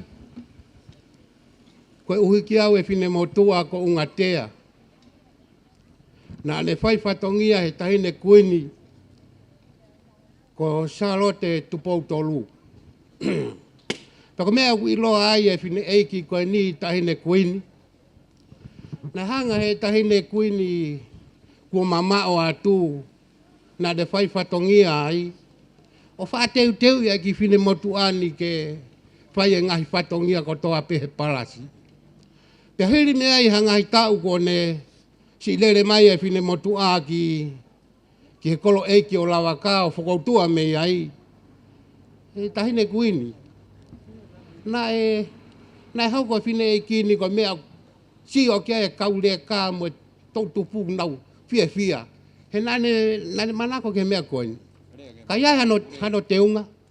Tene fia mau ia e ia kene mau pe ke kumi pe su ko wanga fo I hui a fo I ete ko o su pe a ko fi ai ka le ka ia I he si lere holo ai fine motua kono mana ko pe o nine tahi pe ko ia ko kwa more tahi ne hange ko tara no ko fai he emasi ko si fine motua pe ia I he koloni ka mea pango ne kumi ho ia ma o ke vai ko toko mea ta ko ia ko lere mai o whakahoha he ho wani ka ko fa mole tahi ne ko fa fonga ia tu ai Manatu Melie ke kolo ko ni ko ia ke ki Manatu Melie tahi ne ko Manatu Melie ke kolo ko ni ko lave I ko siasi I he fonuan he kolo o Lavaka ne hene siasi nima ko fanau I mai ai motua ko lava mau ko siasi nima na ihe na ihe ne Katolika ko ihe ni me siasi we siliana tawa taina Tonga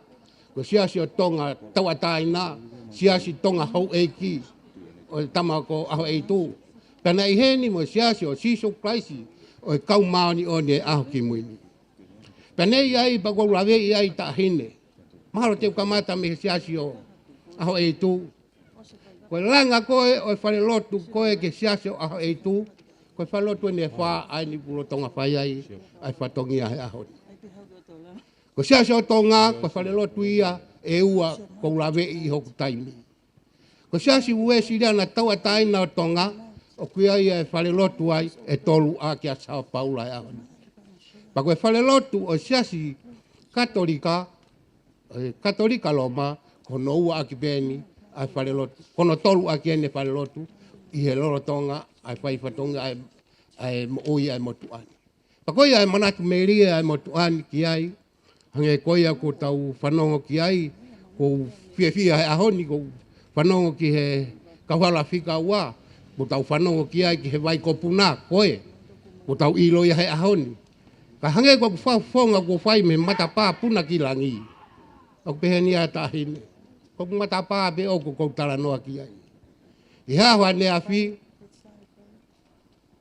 Ko matapā puna ki langi ko lave e au tahine. Na e whotu pe a whau e matapā ko ni. Pena e māsila no mea kotoa. A tafa aki, a lalo fonua, a ata, ki he langi. Pako uhinga anga ia hono ui e matapā koe ni ke puna ki langi, kore ka sātai ka ke tō ki loto a. Ke ne awe ko ki loto a. He naka ki a hatapa e matapā ia ko ni, na e pehe o ku waiwai hatafa aki. Na e māsila e tapa ko toa pe, o e matapā ia ko ni, he kai lawa hataha ke ne hu ki loto. Ko ia ki Manatu Melie pe auia, ki hoku matapā, Pere angahi matapā, tok tala noa bea kau tamaya, wana utolu e matapā ko ia. Ko ia I tahine, ai ki whakahoha aku o whai, lewe he maranga kau tatau atu. Malo. Malo. Whamalo atu ki a Mosese I he Manatu Melie ko ne whai. Pea whamore pe mua kioa. Ko I ngā ku ngāri maulolo e aho, kau kore pe mua he whainga maari ko ni. Ma tokai mananga ko hinga ko mau Kauhala. Pea hange pe ko mea koe na e lawe ke ane nai, whakalawe ane nai, ko whawha po uri. I he taimia ko e. Pea mea pango pe ko e takoe ko e kakai kehe na o mai o whae mea ni pea whahingo e ki wheituoni. Ka koe ola koe mei whawha po uri. Ki oa, ko e pātere ni e wha apea mei whawha po uri pe. Ko e whaiwhekau mālolo e se aspisiri ana, o kune mālolo pe moia I pea pe I whawha po uri pe. Paneo pe hingoa o hange ku ngari whawha po uri, o hange ku tu me whakapo uri, ka ko e mea koko ha mai mi whawha po uri, ko e māma koni nai toki ulo koni koko ku tau inasi ai Krismasi, ko ia ku ulo mi whawha po uri. Pea ko iai, ko e whaiwha koni wamana koe ke mau whakahoko koe ni. Ko e ki whakalaulau noa pe. Ki oa, nā mau lere mai he pea wiko koe kua osi, mo I ki whanau koe mau whakarau noa pe ke hange pe hano, whakawhotunga pe kolo tau o ku kei tuu pe. Ne mea mai tahine princesi ke mau lere ki he spaila o ta ofi ha ere ai. Pea neongo pe ne whaingataa ka mau tolu ko hunga koe ha ere mai ai tui. Ka neongo na mau whai pe ai loto e tahine princesi. Pea neongo na whai ki whekuki mo e kau polisi, mo e kau sotia e ne awhio, Kana iku pe o mahino pe na lava pe me na roto ke tahine na mau ta ofi haere. Pe a tole mai ki motuani e fia ko ne mate matonga. Ta ko o ku telefoni mai tahine princesi ki a matapa pe mo mereman mo mea. Finga ke ta ofi mate matonga I pea. Pe a o vare pe ko toho mai ta mai ki taulani. Ko motuani na ne toho mai taulani o ta ofi ke mate matonga. Pea koi ai e kioa I he ahoni. Ko I ki whaiva konu mawhai he ahoni. Ko I ki whakalaulau noa pe. Pea ku tālai ho mauloto. Pea mo mau whakaongongo ki e tahine princesi. O mau fuaki ko toha ho mauloto, mo mau nima, mo mau mo'ui. Ki hono malu e tahine. Pea tala ki tonga katoa. Ko I kamata anga ko si te pu ko I ki e te au ki o lunga. O toi hau I lalo, kai ki te hafou mai lalo ki tahine princesi. Kaka heki e te au ki o lunga ki ngata anga o ne moui. Ko I hala fou mai ke tahine princesi. Ko I ki whai vai aku mau whai atu e ahoni. Lewe vai malanga tua o whātu. Malo. Malo pito mananga ke tau whakasisi e whai whakao se aho me Polokalama wha. Ko I ospe ahoni ko tui mananga te ta ofi e peha no ui ho tau Polokalama wha pauri ka uia ko Tauvū ki mananga. Pea ko tui ko wafe taha walu ko ne klosi au pito ia wha pauri a meria Pea ko tahine princesi ka taki pe ko ngahi te whtoi family o wihena ko toa kau tau olunga ko ena. Ko e ki tahine ko ki whai ki heni ko ofa hui ko si ko whae pea mei pea ka ko ofe fine ia o whafafonga wharearea me niua. Aia ko ni whae pea mei pea hoko mai ai te anga Angelika o kune lotonga. Pea ko ia siskakala ko ofe fine o lafi. Pea ko ia na pe mo whangamoko puna o Kitsoni, pepehe foki ki a Aristatafu, Paula Lolo, peha ka analoini tangpo. Ko ngahi family pe ia I he turi ko ni pa ko ke ulawe te whanawa na hokonga. Ka ki kai tapu whakapare fo I moonia papehe ki matapa. Ngofua whakapare. Ko ngofua whakapare ke tokoni mai ki he komiti ke ngahi whakakatoa ke tau ngahi sponsor. Malo. Kore atu he te mau whaiva pehe weekend te mau whakapare. Ko ia kore atu ke ngai Kauhala mau kātaki o whakapare.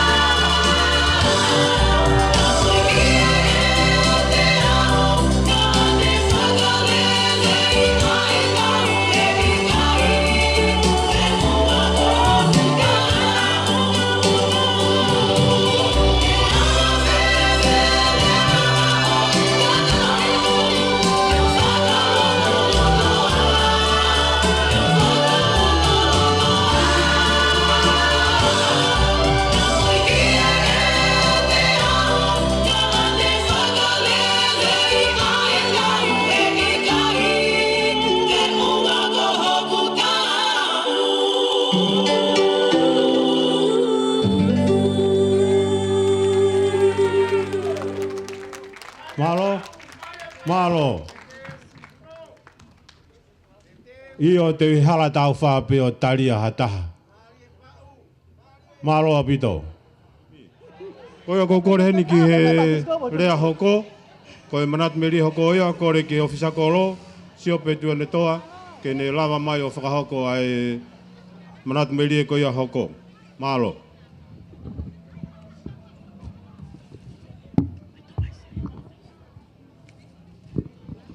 Malo apito silo lo tonga tau tai tari ki ofisa kolo.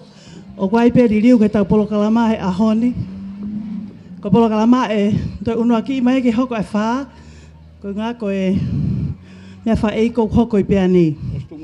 Pea kore mai me komiti ke moukata ke kau tak Poloka.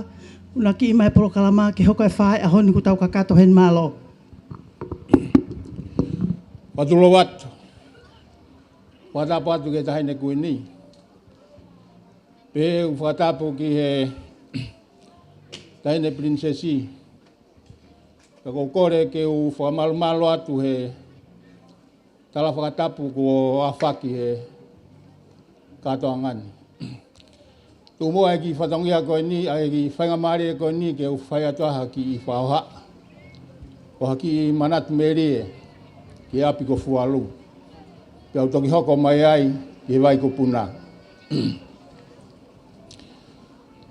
Taine koe ni, ko motua koe ni o ku whakahoa atu na e whiria he Kainga ke u hoko ko sevaniti whaifatongia. Pea koe tupuanga e motuani me he api koe ko polonga i loto fualu. Pea utoki lere mai ai whautua he vai ko puna. Koe motuani koe uhiki ai motua ko maire tuene toa. Koe foto te hei nai au Lavaka ko manu he kina ai motua koe ni. Pea nā e hiki atu ia mi he mama koe ni ki ta whake taha he taha hiwaua. Koe a kou kore pē ke u whatou whaanga e atu pē hoku whatongia pea moe manu he kina. He kou iloi koe whakahoha te uwhai mahalo pē i aha whaahinga te nau ki i te ngia i motuani. Ka kou kore pē mousio mai aki pē ai manu he kina o te mousio mai aki ai maire. He kou uhi he kai ke mulawa motoro ta fului ai manu e kina. He koe foto te hei nai au Lavaka. Ka Taumu'a ke u hoko atu e ku Manatu Melie ki he api koe a ko polonga i loto fualu. Koe api koe ni koe kolotau ia. Koe kolotau ia toa ko waha. Pea koe kolotau koe ni o ke ilonga pe ia o au ke taimini. Ka mea pango ne kai ki lawa he motuani o whai hano Fakalangilangi ki haerea he tamatu i a Tokanga'i ki whai hano fakamatala whakahistoria. Kai tuku arewa ki uhanga o atu he Manatu Melie. Koe api koe ni koe ko polonga. Ka koe api koe ia nei maupi e manu he kina. Ka koe kolotau ia. Ka koe toa koe kolotau koe ni ko waha. Koe kolo eni, koe kolotau eni nai tupo hake ai a tākai pia muwhae. Pia koe tua kolo koe ia o kolotau ki whahai whakatoke lau hihi fo o kuia ko lolo pāongo. Koe whakamo oni kau potu ia ki he toa koe ni ko wahai. He koe lolo pāongo koe mea ia a wahai. Pia koe tui na e toki ki mui a ta anea lolo pāongo ko ia, mofo ui. Koe ulaki lolo pāongo eni, o ulawe i pēia e uho. Ai api koe ni ko polonga.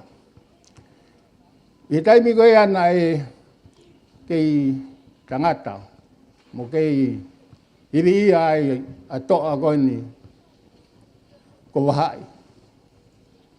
Hange koe ana ulawe ki ai Koe apeni na tupua tākai muwhae. Pako kore whakamore peke haa o tākai. Pia muwhae. Nā ko historia tai moonien ko oatu. I alu koia ke toure ke reka a toa koe ni ko wahai.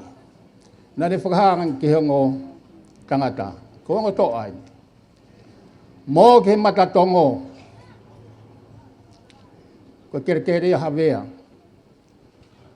O ngāhi ai ha mokoro tau. Paka whahātu ko pekia. Ona mo whoki mai. Mo nofo ngāhi ho mokoro ke mau. Pea mo tok whoki mai. Whetutuka te Kainga. Ki koro tau. Te te ke iaha no ingoa ona. Ko matatongo pe. Na whawhangai na whangamoa. Hange ko whakatapu. Ta pe taimi koe na nā mai au ngāhi o na koro tau. Na toe aho e tolu, pia ose kolo tau koe ni, whaha mai ko pekia waha. Na e whoki o tangata o te rio a waha. Na kai ke na whai ke tutu na waha ai, ke ose kolo tau, pe na tok whoki, o whai no mea whaka eki ka pao whaha mai ko pekia. Hiri ko ia, pe na whetukutuku mai rewa, ki kolo tau ko ia kopea, ai na tuu he matatongo, ai nia u tau whakamanatu i hako tākai. Ta koe kamata anga ia o tākai me whae. Whamoremore atu ki ha tākai pe mo whae. Koe angai ai Manatu Melie ai motuani. Ua Manatu Melie. Kere koe ni whahoko ai tau kātua.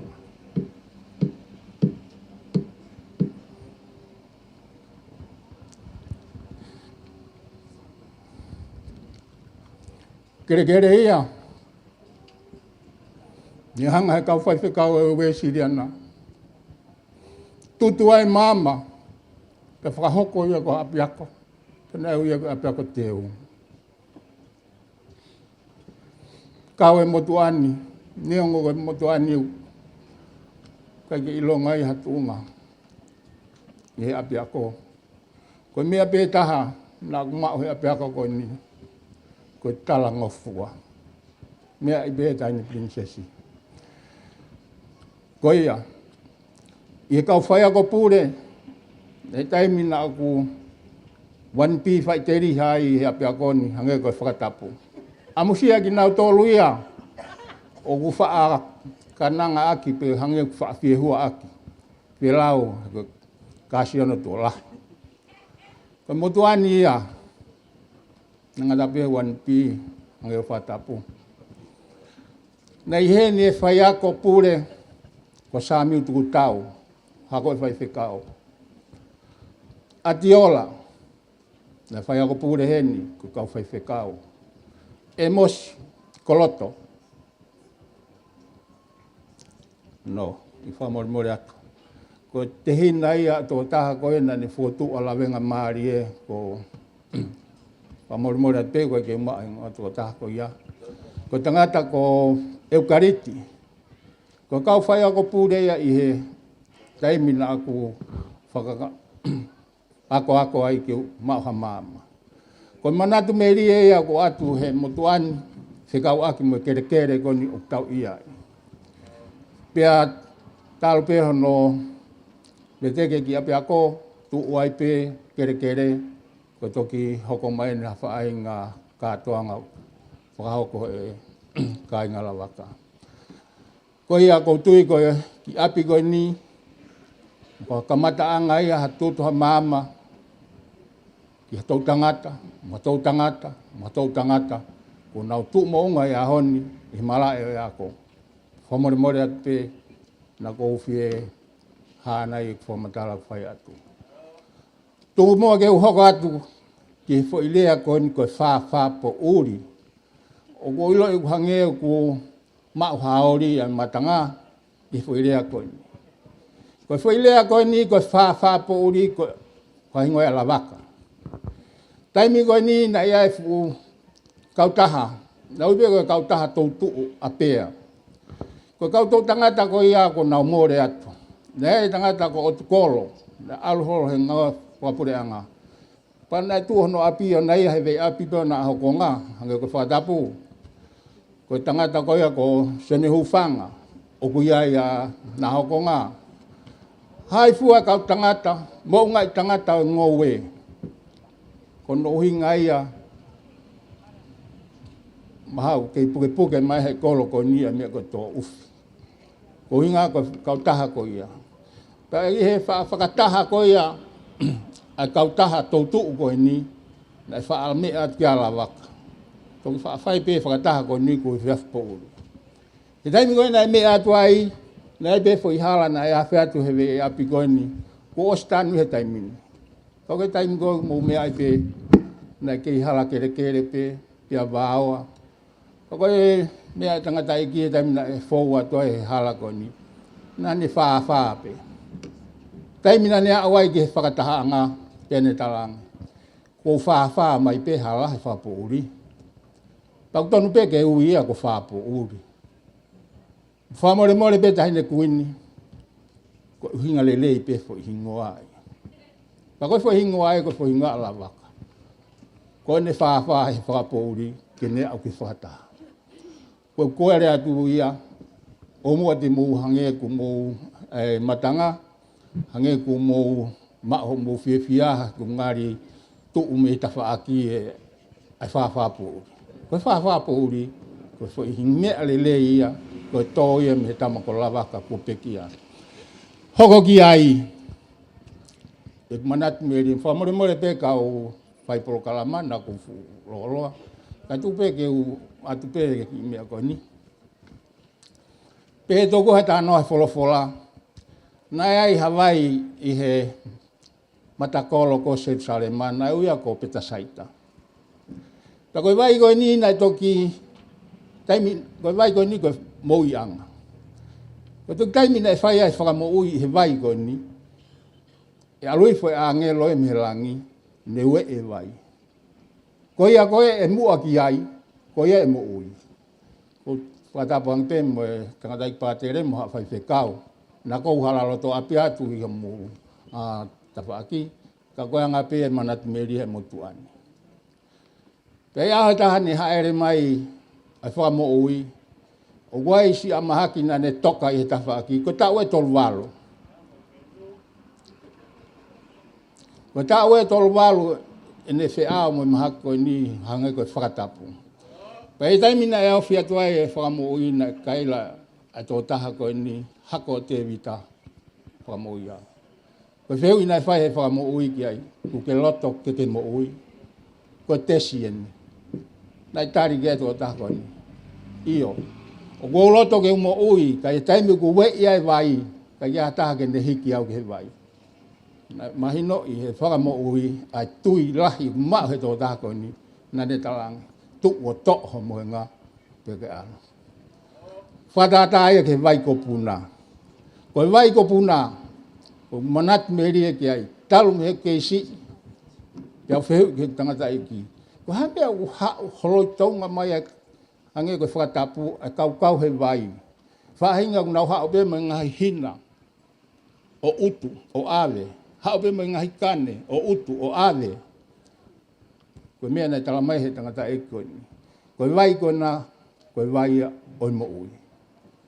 Ko nginau tolu pe ku o mai ki he vai ko na, o kau ai hange ko whakatapu. Ko haha nau mahaki, maa ia. Hange pe ko ia Manatu Melie tō taha ne nai. Ko ia, taine princess, ko hoki i vai ko ia, ko vai ko puna. O kai ke toi tāria ki hau ha angel o we i kai. Ko ne ongo i peha tangata ia, ke ne whia mo ui ku ne haru ke vai. Pe hange ko whakatapu ko whai, ko taimi ku te hopo e ke loto vai, pe taimi ku te ki i alu hifo e ke loto vai. O ku hange ha te hū ki ha whare o air conditioning. Ai lave mai a hono ea. Mu whamore pe e matanga. Ka mai taine princesi, ka pe taine kuini. O ku ke ia upe ke taimini, ai holo mai, ka pau lave he Kainga Lavaka, ai tau ai mea lere, mo ha fua e nau mai, ki whenga ke vai. Osi mahino ia Tongani katoa. Pia koe taha, Neki whakotu mai he komiti koe ni a tawahi kena. O visa, tāpuni pia loka, ke o te huha mea lere ki loto. Nā kai ke i o anga pe te ui kāiang, ka kou i lo e au, ai uhinga hu a mea lere, koe nau hu ki loto, koe whi mo ui, he koe vai au e whaka mo ui. Pau pehe pe vai ko puna. O ku mo ui e lau maari e, mo ui e sino, mo ui e mea kotoa pe. Kala monu atu taine kuini, i he take fonua, pa pehe ke taine princesi, koe e ki waka ia e tawahi kena. Ko whatau ange pe, ta ko kore wha more more ata tō no e mutua. Wange koe, whawa ana whae nai. Me wan pi whae te rihe pe mutua. Koe mea pe tahana ku mau hea pe ako koe ni. Koe ki maama pe, mo tala mo fua. Lewe wakau tau atu, mo e whalai atu. Tau whamaloko tau pē ki he ofisa kolo e vai kopuna i he ngaahi Manatu Melie ko ia ko ne whakahoka te tau tolu. Pea ko tau tui ko tau pē ko tau hiriwhake whatongia mo e tau whalalahano ko toa kia te ia. Pa ko tui ko e hongo si ako e tau ko ne toki lama en foi whainga maari e ke ne toki mau ko toa no ki foi taimi ke ne talatala noa tai ke te kmautolo. Pa ko tui pē ko tau whanongo lelei pē ke ngaahi Manatu Melie ko ne o mai pa ma whamalolahi atu e fua whatongia ko toa pē siope i he funga waka vai ko puna pe koe ko mea si a hoko koe taki o koloni pa ma whamalolahi kia te koe i he whai whatongia lelei mo ta taki o koloni ka koe mea ko mau inga a honi ko tau toki ilo en ta ko tau vai koe watercon ko vai kon eni pa ton pe ke aki sini ki ai o totonge hu ke watercon ko inga e fuma mafa o pito ko ka vai peheia i tongani ko ia malo o pito te tau hoko en te wafen ka sunia ke hanga mo a fama o mai si Kainga muri pea o nau i heni mo tau tolu pa nau kaunga kau whataha mo tau tolu e Katoanga o e pea dei. Malo pito si pola. Ki oa kore mua ke o ate whangmari koe ni ko hia koe Kainga pea kuna ulawa mai i he ongo Katoanga koe ni ua. Pea o ku kau pe koe Kainga ia o Lavaka. Ai au tau pe o ku ihe ni a Pasemata pe mo kari tauntila. Pe ka kitsoni pe mo Lucia ki te au. Hen mo fua hau ata vei foa. Tome samita pe mo tome reka samita. Uheni pe mo heneri manu he kina. Ko Stevie Lātū ai iloa ko unganga o Australia. Uheni pe mo parena pahala holo pe peke a pila suave. Kere lavave, kalatiola, makareta taunsila, oupei. Pea kuiai foku mo e Kainga pea, o ku nofo Tongatapu i e ngaahi feitu kekehe, ka ku nau i houani i he ahoni, hanga e koe ni ko tupou fe ao. Malo ki o.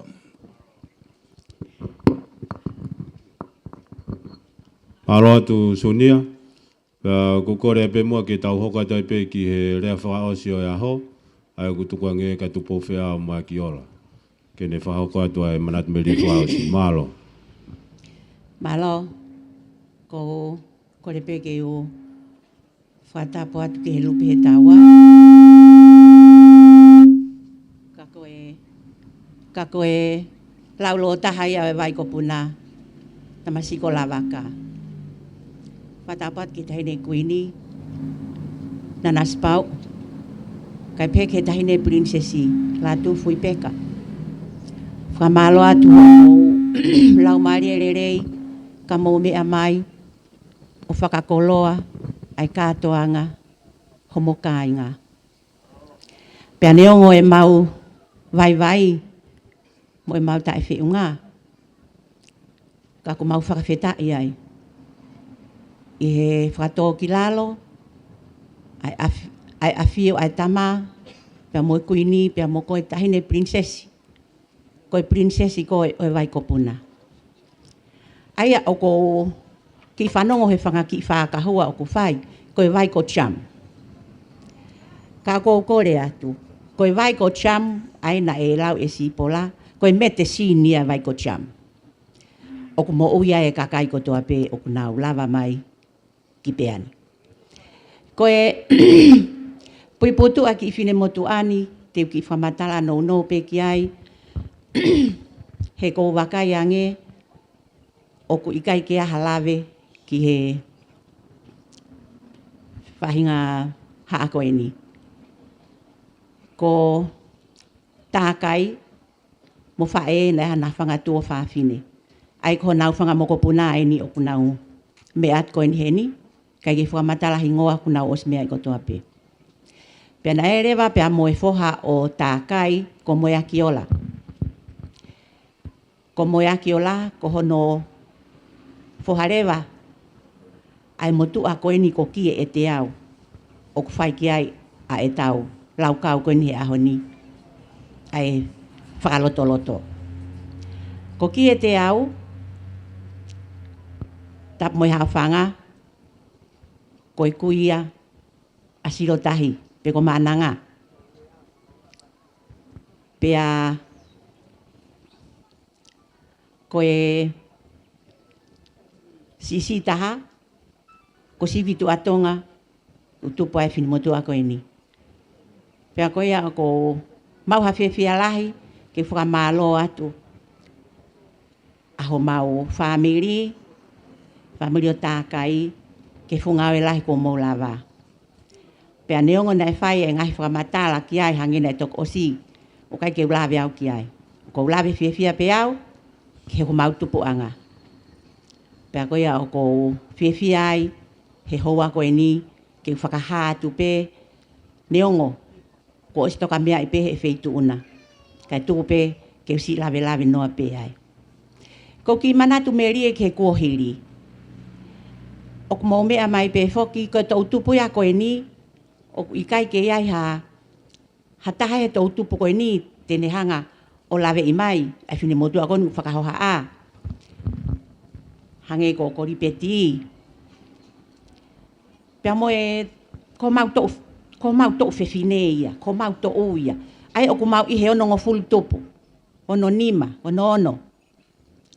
He mau au ke aho ni, ko mau hoko koe ngai whae. Pea koe ke hanga he tau tupu o lawei ki mau tolu ho mau taimi. He ko mau taimi na mau pure o spehe vai kopuna. Ko kakai ko toa pe mei lo mai viti hufanga he whakatapu ki a peni. Na e kau mahalo a peni a he o me taimi ko whakangongo ka mau tolu pe turi hopo pe ikai. He vai kopuna. Pea ka pau he ikai ke whakangongo talango fua. Te mau to'o ko toa na nau koloa o to'o tuke feituke. Ka nau si vai ngai pe vai au ke fiafi. Pea koe anga ki Manatu Melie ki ho mau taimi. Taimi kovi ia. Na mau iai. Kovi au pito. Ka koe anga pe ku ki fakamatala he nai pe he koe ripeti ane nai. Koe kolo tau ai ke rimo oni. Na mau tupu hake ko ositanu e na mau whakapaheke pe. Mau toki o mi pe o haha ki mau tolu he mau matua. Ka ku mau osi fia mau tolu whakapaheke he keri. Koe a koe ki Manatu Melie ia pako ofat ka ki mau tolu ko toa pe. Pe kai ngatai o ko ofat fo ki kau folau ko ne whakalau mai.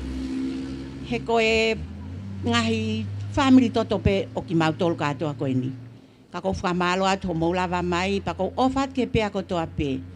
Neongo pe koe kia hakufu aonga ke mea koni o kwhai ka ko nofo pe o whakaongongo mai pe. Koe haa pe ho mo mea o kwhai whi mau lava ke aonga e whini motu a mau lalo koe ni te lava pe.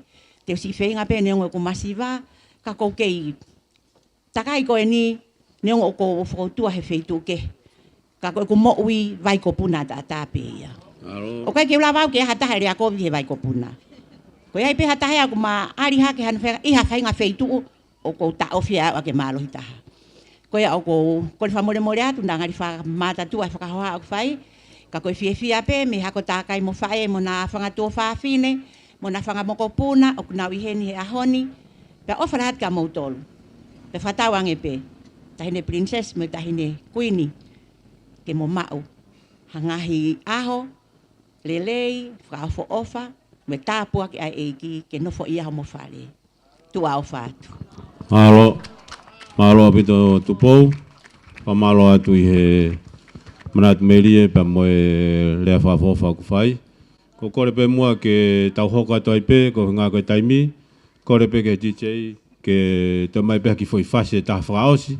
Pe aus pe ka pe fai tau lea whakamalo, pe fai mo tau lotu tuku, pe kone lava ia Polokalama ki hoatani. Malo, DJ.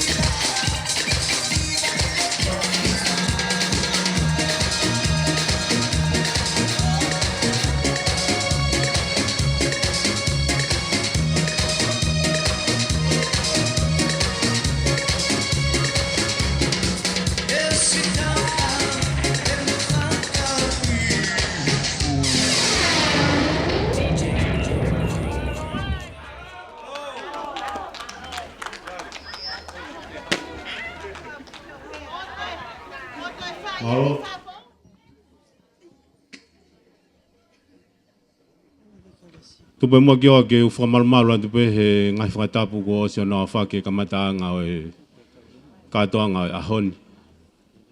E tupe mua ke hufanga atu pe ai he lotu upa mo e talamalu e fonua. Ka e whakahoko atu e whatongia koe ni.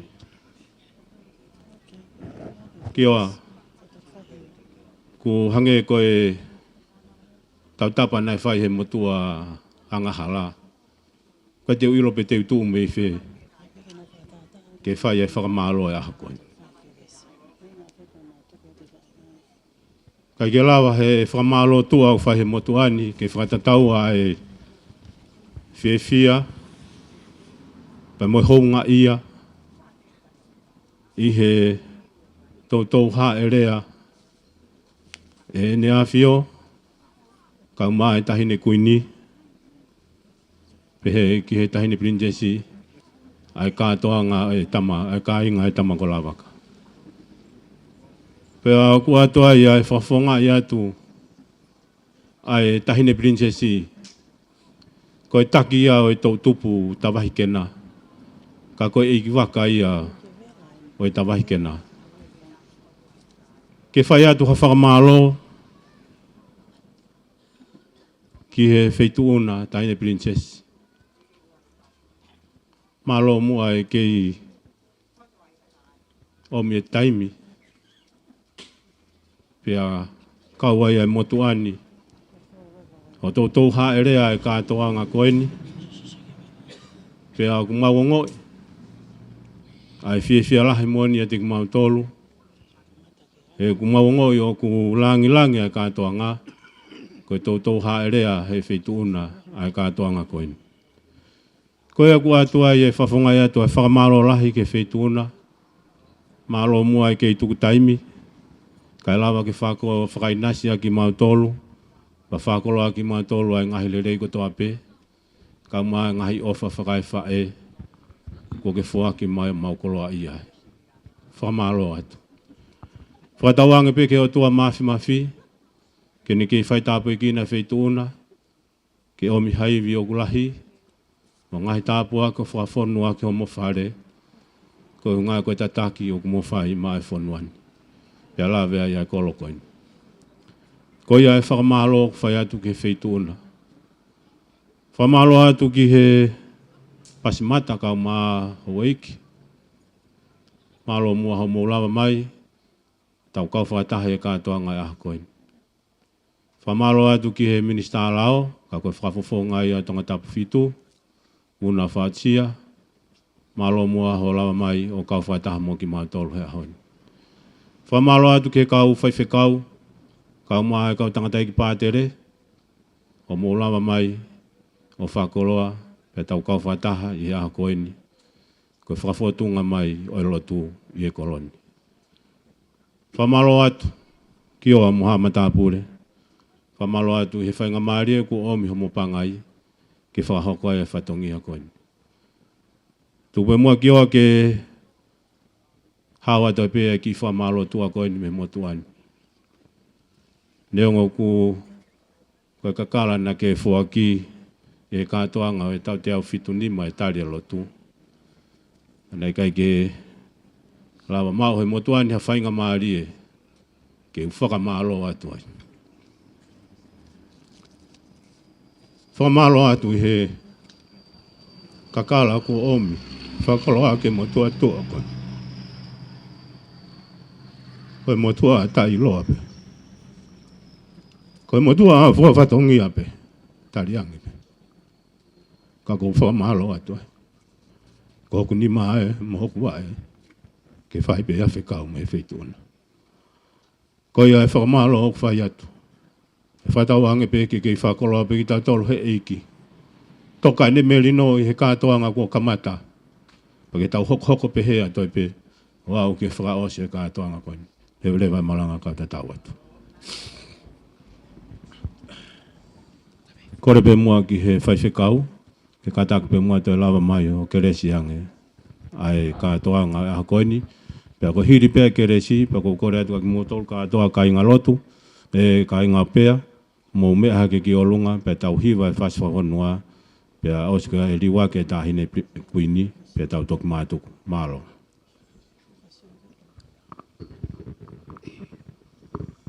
More pe. Te ke ko keresi e tau ngā ue o Poupokin. Ko lawe i pe la ki whakaloloa. O ku ke osi mea i pe koe. Ta hine princess te ungata pe ia te koe. Ai motu a koe tu whakahoha. Koe kau tangata koe toko tolu na e whakaha e he pātere ane pō. Koe poto e taha me pea sia. Poto e taha me initia. Pea koe poto e taha me are pea. Pea koe poto e taha ko atapani koe ke ulawe ibe. Ka kutea mo e toko taha ia e tānaki i he ahoni. Koe toko taha koe i he toko ua koe la e tutuki whakataha mo kalaisi he kolosi kāre ware. Koe taha koe la lepehe koe. Koe whē ho mawhai ke whakamo'u i koe moau. Koe tama pēa ia. Pakapau ia hamea pehe hoko i he ahoni. Ona ke tuku tā maki. Koe tama pēa ia. Koe tama koe la pehe koe. Ka ke ka hoko ke hopure anga pia manatu i au. O koe koi ia ia. O koe tako rake ia. Ka tau whaaosi. Koe melino. Moe ofa moe mooni moe totonu. Pia koe tāpua ki ai otua koe tamai. Alo ofa aho mau eiki ko si sukalaisi. Pia moe whiohi o lau maari ma oni oni. I he ene a whiwhio tāhine ko kuini. Nanasipau'u Tuku'aho. Ka uma ai tāhine princesi. Pia moe whakatahani kotoa pe. O whai ai hono tataki o e whanonga o e wike mahu ingani. O ana hiri ka e whai peo taingata. Amen. E o tua mafi